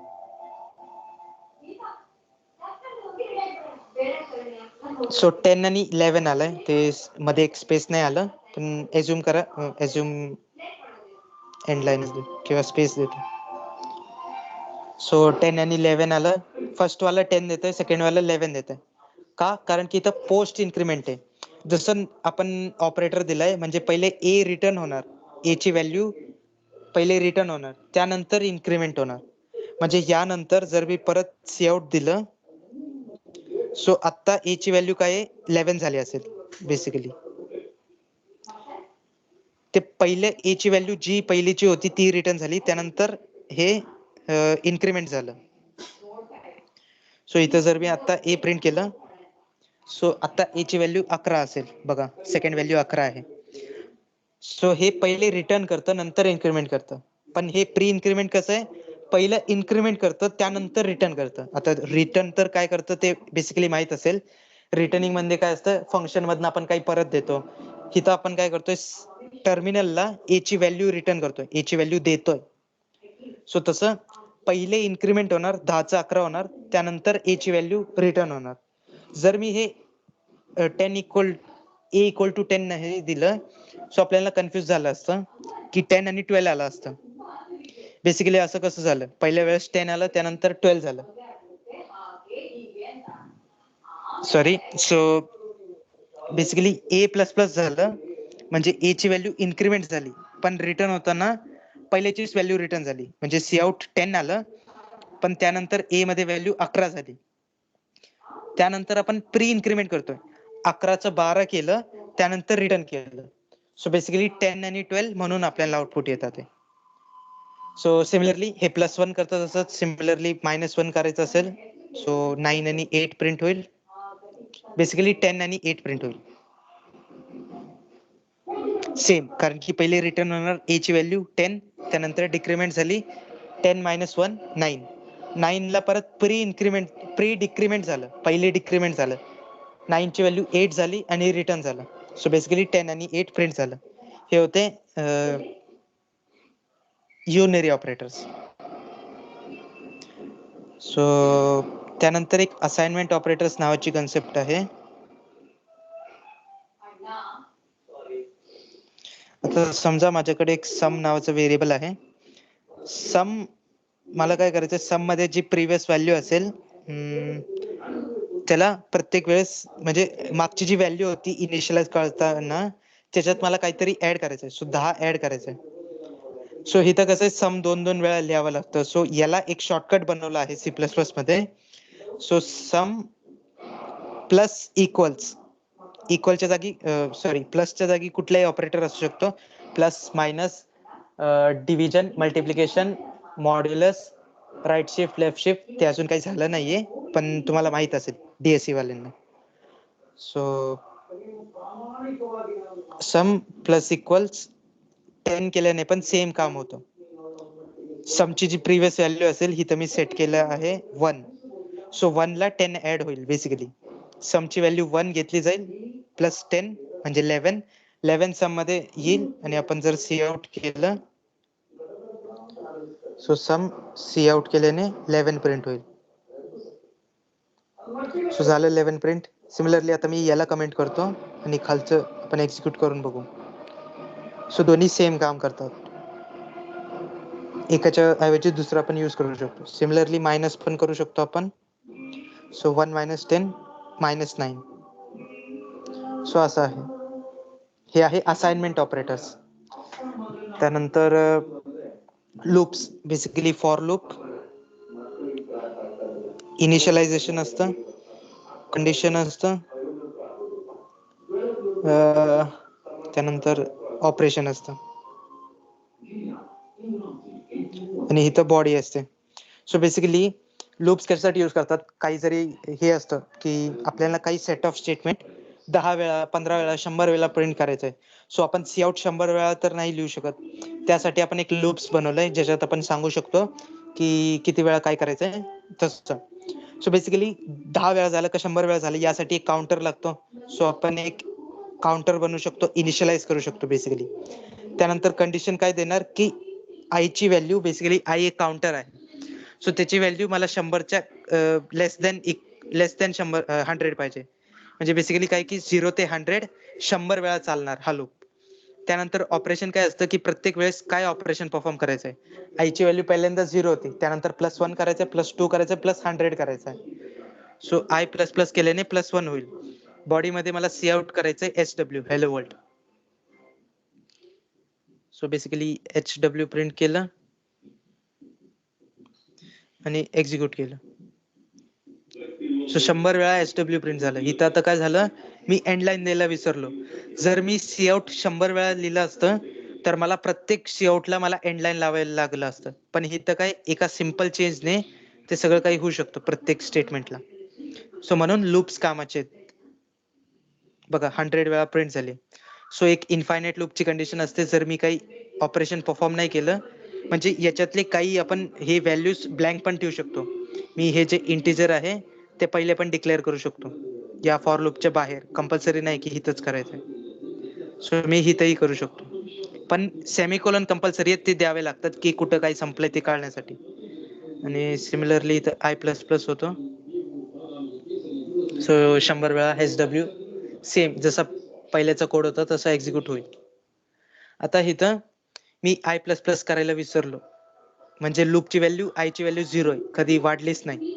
म्हणजे ते चालत जाईल चालत जाईल चालत जाईल आणि लास्टला जाऊन एक एरर येईल, एक्झिक्युशन टाइम आउट. ते का आलं, जर मी हे म्हणजे कंपायलरला एक लिमिट असते, जेवढ्या वेळा हे चालवा, जर हे चालतच राहिलं सो हे इनफायनाइट लूप आहे किंवा इनफायनाइट रिकर्जन आहे, सो ह्याला स्टॉप करून द्या. त्यामुळे स्टॉप झालं, नाहीतर हे कंटिन्युअसली चालत गेलं असतं. सो अशा केस इनफायनाइट लूप्स दोन्हीच कंडिशन होते, एकतर कंडिशन चुकलेली असेल मी जर, किंवा ऑपरेशन दिलं नसेल, म्हणजे आपण इन्क्रीमेंट करत नसेल. सो इथं आता मी इन्क्रीमेंट करतो पण कंडिशन दिलीच नाहीये, म्हणजे काही कंडिशन चेक होतच नाही. इनफायनाइट लूप आय इन्क्रीमेंट तर होतोय पण काही कंडिशनच नाही कधी स्टॉप करायचा आहे. सो यासाठी हे परत आता इनफायनाइटली चालणार, लास्टला जाऊन एक्झिक्युशन स्टॉप होणार. सो असं आहे हे फॉर. सिमिलरली एक वाईल आहे, सेम काम करतं, फक्त आपल्याला इथं इनिट बाहेर करावं लागतं, इनिशियलायझेशन. इथं एक कंडिशन द्यावी लागते, ती जर कंडिशन फॉल्स असेल तर हे लूप एक्झिट होतं बेसिकली. सो 100 मागचा जो कोड होता तेच आपण सेम करू. इथंही सिंगल स्टेटमेंट असेल तर द्यायची गरज नसते कर्ली ब्रॅकेट, पण इथं आपण इन्क्रीमेंट पण करायचं आपल्याला. सो सी आउट HW आणि I plus plus. So basically हे एक्झिक्यूट केलं तरी सेम आउटपुट येईल, 100 वेळा HW प्रिंट होईल. कंटिन्युअस प्रिंट झालं, त्याला आपण एंडलाईन देऊ शकतो. सो इथं बोलायचं काय की इनिशियलायझेशन कंपल्सरी आहे, ही कंडिशन आणि ऑपरेशन. पण वाईल आणि फॉर लूप मध्ये मग फरक काय आहे? फॉर लूप मध्ये आपल्याला माहिती आहे की 100 वेळाच एक्झिक्यूट करायचंय. वाईल लूप मध्ये आपल्याला ही कंडिशन जेव्हा फॉल्स होईल, म्हणजे जर माझी काही वेगळी काही कंडिशन असेल की डिपेंडिंग ऑन दुसरं काही फंक्शन असेल आणि ते फंक्शन ट्रू रिटर्न केलं तर मला हा लूप संपवायचा आहे असं काही असेल, सो तेव्हा वाईल लूप यूज होतात. बेसिकली युजर कडनं इनपुट घेत राहा, जेव्हा तो क्यू इनपुट करेल तेव्हा स्टॉप करा, असं काही कंडिशन्स असतात बघा, त्यासाठी आपण हे यूज करू शकतो. सो हे फॉर वाईल झालं. एक डू वाईलची पण कन्सेप्ट आहे. डू मध्ये बॉडी सी आउट HW आणि वाईल कंडिशन. सो हे बेसिकली याच्यात आणि वाईल मध्ये काय डिफरन्स आहे, डू वाईल एकदा तरी एक्झिक्यूट होणारच जरी कंडिशन फॉल्स असेल. सो मी इथं 0 देतो, 0 म्हणजे फॉल्स आहे, आणि इथं सेमिकोलन मॅन्डेटरी आहे, सिंटॅक्स मधला सेमिकोलन आहे, हा कंपल्सरी द्यावा लागतो. सो मी इथं फॉल्स दिलं म्हणजे हा वाईल लूप तर एक्झिक्यूट होणार नाही जर फॉल्स असेल तर, पण इथं डू वाईल आहे म्हणून एकदा तो एक्झिक्यूट होणार. सो हा डिफरन्स आहे डू आणि वाईल, डू वाईल आणि वाईल मध्ये.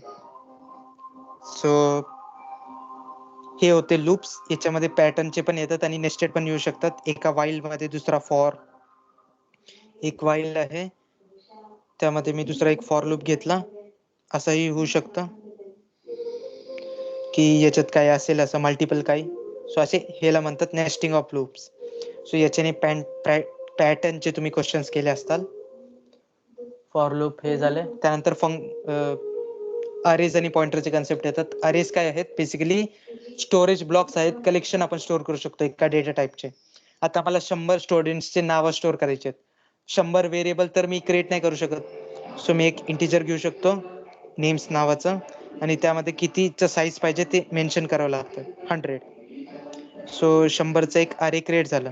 सो त्याच्यात मी फॉर लूप यूज करून इनपुट देऊ शकतो. एक काउंटर लावून किती साईज आहे तेवढ्यापर्यंत जाऊन I++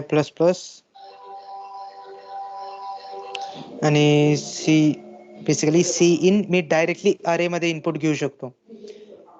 किंवा दुसरं एक मेथड काय आहे की एक व्हेरिएबल क्रिएट करणं आणि ते व्हेरिएबलला इक्वल टू करणं. Basically name of I equal to X करणं.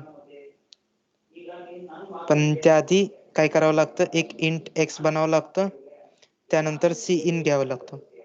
सो इथं एक व्हेरिएबल फुकट म्हणजे यूज नाही होते, काही याचं काम नाहीये. डायरेक्टली काम होऊ शकतं तर लेंदी प्रोसेसनी काय जायचं. सो डायरेक्टली पण सी इन होऊ शकतं. सो असं करून आपण 100 इनपुट देऊ शकतो, पण 100 आता आपण 5च देऊ आणि सी आउट करू. सी आउट म्हणजे प्रिंट करण्यासाठी पण आपण एक फॉर लूप यूज करू शकतो सेम.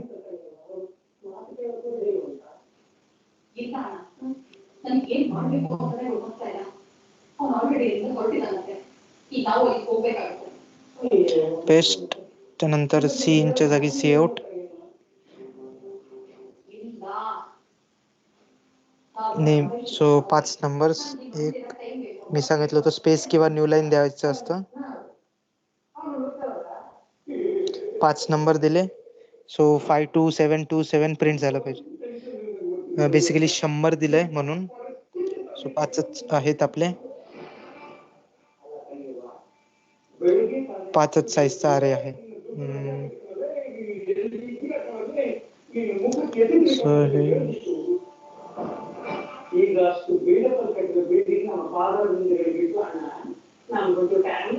हे 5 इनपुट. सो 52937 हे एंड लाईन प्रिंट केल्याने न्यू लाईन वर प्रिंट होईल. सो अरेचं आपण असं इन्सर्ट पण करू शकतो, एक्सट्रॅक्ट पण करू शकतो. आणि जर व्हेरिएबल सारखं चेंज करायचं असेल, so name of index basically 0 पासून स्टार्ट होते. फर्स्ट एलिमेंटला 0th इंडेक्स असतं, त्यानंतर 0 1 2 3 4 n-1 पर्यंत. 5 असेल तर 4 पर्यंत लास्ट इंडेक्स असतो. सो मी 0th एलिमेंट पण डायरेक्टली प्रिंट करू शकतो असं. सो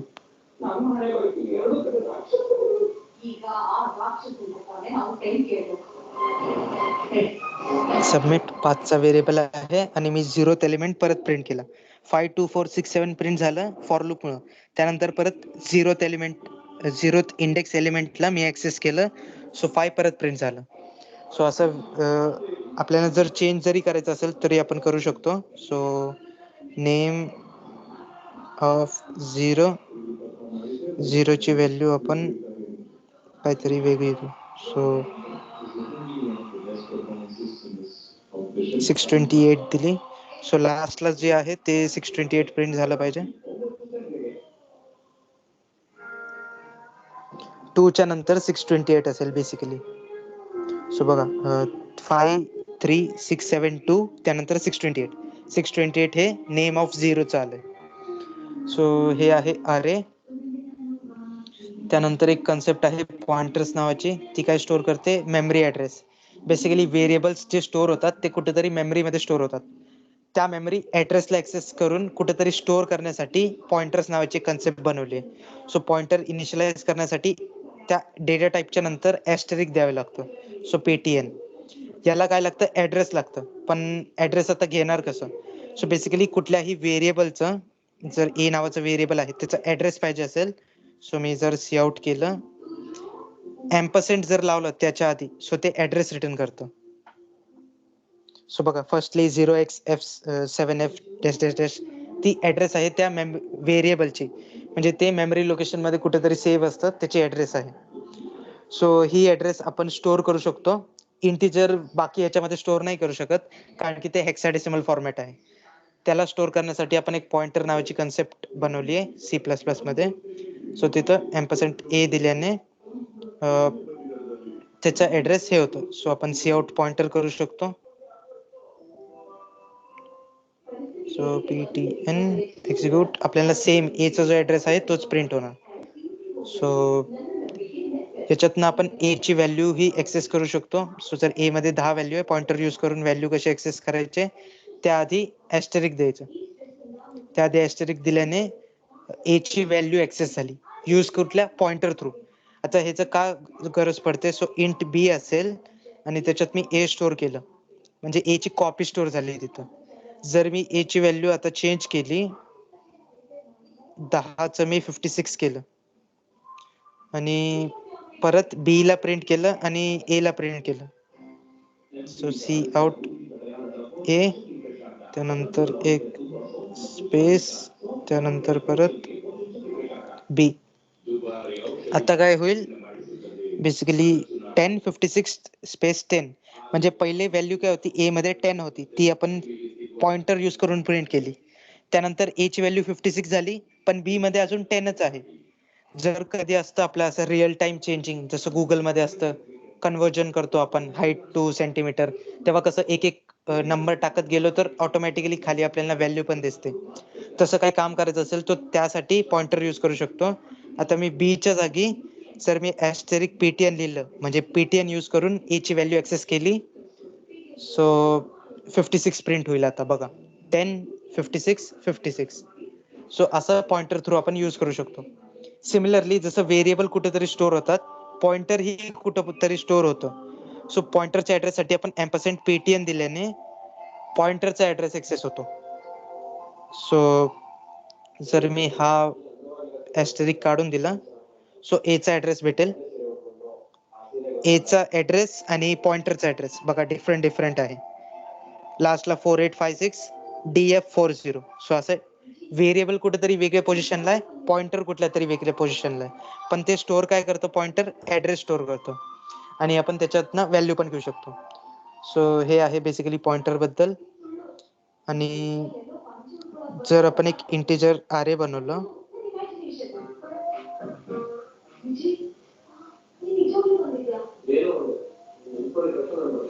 सो एक 10 एलिमेंट्स अरे बनवलं आणि सी आउट केलं अरे, सो आपल्याला काय दिसतं, ऍड्रेस प्रिंट झालेलं दिसतं.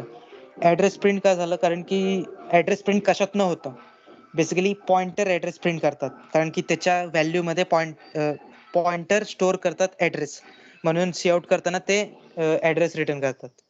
सो इथं आपण काय कन्क्लूड करू शकतो, ए काय आहे, एक पॉइंटर आहे.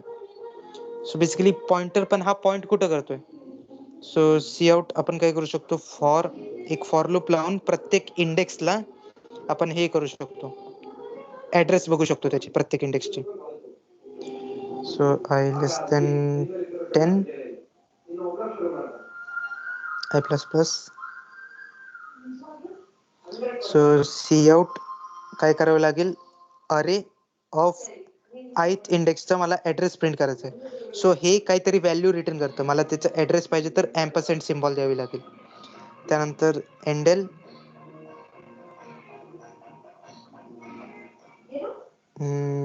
इथं पण एक एंडेल द्यावी लागेल. सो आता आपल्याला फर्स्ट आणि सेकंड व्हॅल्यू जी आहे ती सेम दिसेल. का, कारण की पॉइंटर जो आहे तो फर्स्ट वाला अरे जो नाव आहे तो पॉइंट कशाला करतोय, 0th इंडेक्स एलिमेंटला पॉइंट करतोय, म्हणजे फर्स्ट जो एलिमेंट असतो त्याला पॉइंट करतो बेसिकली. त्यासाठी आपल्याला फर्स्ट जो ऍड्रेस आहे अरे मधला आणि अरेच्या 0th इंडेक्स वाला ऍड्रेस ते दोन्ही सेम येतात. सो आपण याच्यातनं कन्क्लूड काय करू शकतो, एक पॉइंटर आहे, अरेचं नाव जे असतं ते पॉइंटर आहे आणि ते पॉइंट करतं 0th इंडेक्स एलिमेंटला. सो असं अरे असतात.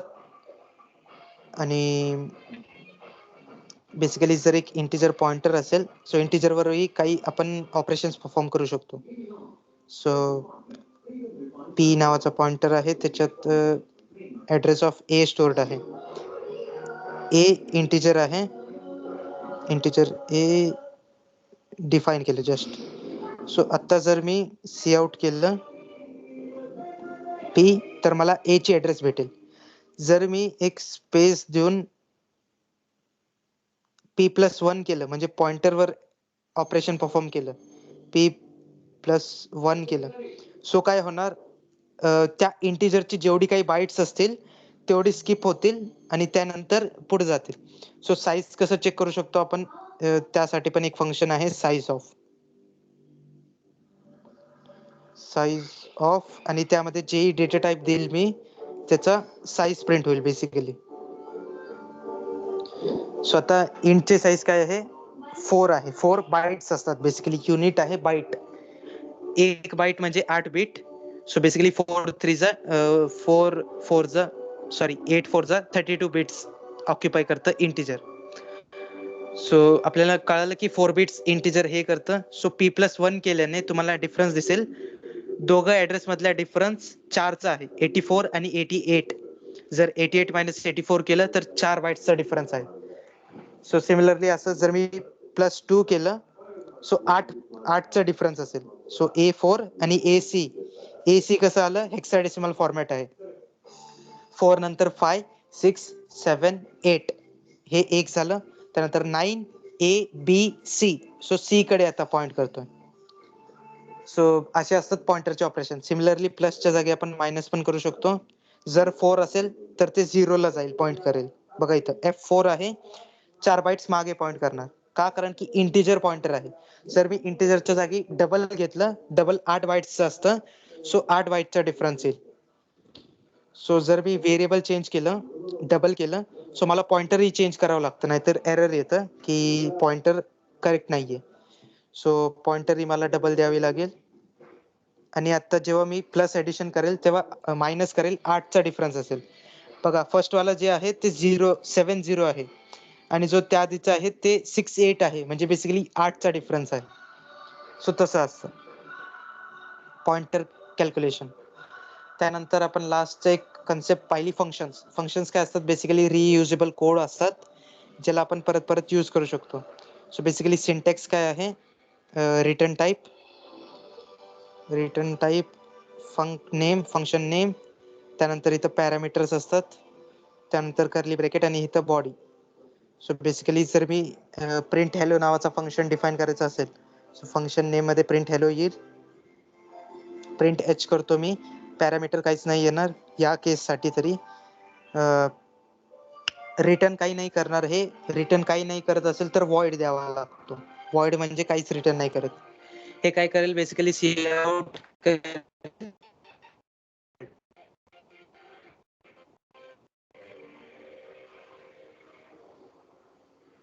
सो याला म्हणतात डिक्लेरेशन, आणि याला यूज करायचं असेल तर कॉल करावा लागतो बेसिकली.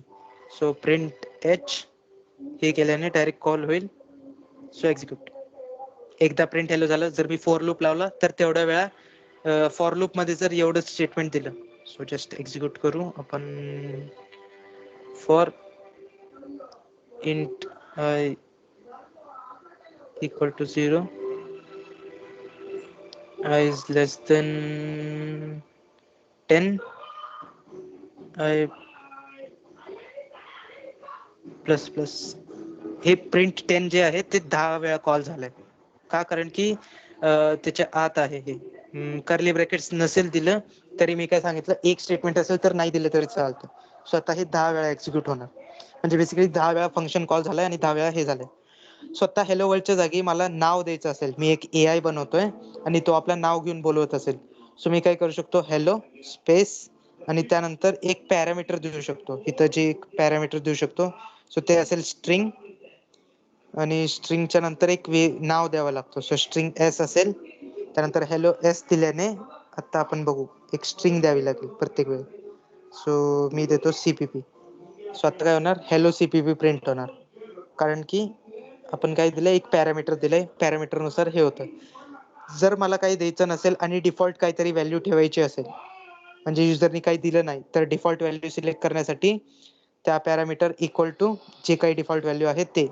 सो मी देतो PY पायथन. सो त्यांनी जर नाही दिलं काही तर मी हॅलो PY देणार, आणि जर त्यांनी काही युजरने म्हणजे काही इनपुट दिलं पॅरामीटर, इथं हे जे यूज होतं ह्याला आर्ग्युमेंट म्हणतात, आणि इथं जे आहे डिक्लेरेशन मध्ये त्याला पॅरामीटर म्हणतात. सो एक्झिक्यूट केलं, हॅलो युजर आलं, पण मी जर काही पास केलं नाही सो तिथं फक्त पाय येणार, हेलो पाय येणार. सो असं असतं फंक्शन कॉल. आता मला रिटर्न करायचंय काहीतरी, सो मी रिटर्न ही करू शकतो. सो रिटर्न करणार जे स्ट्रिंग आहे तेच रिटर्न करणार. सिंपल केस घेऊ आपण. सो रिटर्न काय करताय, स्ट्रिंग रिटर्न करतोय. तो नाव द्यावं लागतं, डेटा टाईप द्यावी लागते, स्ट्रिंग रिटर्न करणार. सो हे प्रिंट आता काहीतरी रिटर्न करेल. सो स्ट्रिंग व्हेरिएबल असेल, सो स्ट्रिंग ए मध्ये ते स्टोअर करू, कारण की हे काहीतरी रिटर्न करेल ते आपण कुठेतरी स्टोअर करू शकतो. प्रिंट हे झाल्यानंतर आपण सी आउट पण करू. आय ची व्हॅल्यू सी आउट करू. त्यानंतर पहिले एक एंड लाईन द्यावी लागेल, कारण की आउटपुटने दिसेल. त्यानंतर एक स्पेस देऊ आपण. आयच्या व्हॅल्यू नंतर आपण काय देऊ, जे ए मध्ये व्हॅल्यू आली आहे ती प्रिंट करू. इथं कर्ली ब्रॅकेट्स द्यावे लागतील. सो एक्झिक्यूट केल्याने बघा आता hello P Y 0, hello P Y, hello पाय, हेलो पी वाय. सो इथं ही जर एंड लाईन दिला तेव्हा अजून चांगलं कळेल. सो फंक्शन कॉल झालं, त्यानंतर इथं स्पेस पाहिजे. स्वतः बघत दिसत असेल की हेलो पी वाय प्रिंट झालं. त्यानंतर एक एंड लाईन क्रिएट झालं. 0th इंडेक्स आय मध्ये जी व्हॅल्यू होती ती, त्यानंतर जी स्ट्रिंग रिटर्न झाली ती. जर मी आता इथं पी काहीतरी दिलं, युजर दिलं, USE दिलं, सो आता इंडेक्सच्या नंतर USE प्रिंट होईल. सो बेसिकली यूज रिटर्न झालंय आपल्या फंक्शन मधनं, सो ते प्रिंट होतं. सो हे आहे रिटर्निंग किंवा हे पॅरामीटर्स. सो आतापर्यंत एवढंच पाहिलंय फंक्शन बद्दल पर्यंत, बेसिक एवढंच पाहिलंय. सो उद्यापासनं आपण FDS चे जे प्रॅक्टिकल्स आहेत त्याचे क्वेश्चन्स यूज करून आपण इम्प्लिमेंट करू. सो जे आतापर्यंत थांबलेत त्यांच्यासाठी थँक्यू. तुम्ही मला एक्स्ट्रा टाइम पण दिलं, एवढा वेळ थांबले. Thanks a lot. सो आजसाठी एवढंच. काही डाऊट्स असतील तर विचारू शकता तुम्ही, नसतील तर thanks for staying and thanks for joining. काही डाऊट्स असेल तर थँक्यू विचारू तुला शकता. पण. वेलकम. सो काही डाऊट्स नसेल तर लीव्ह करू शकता.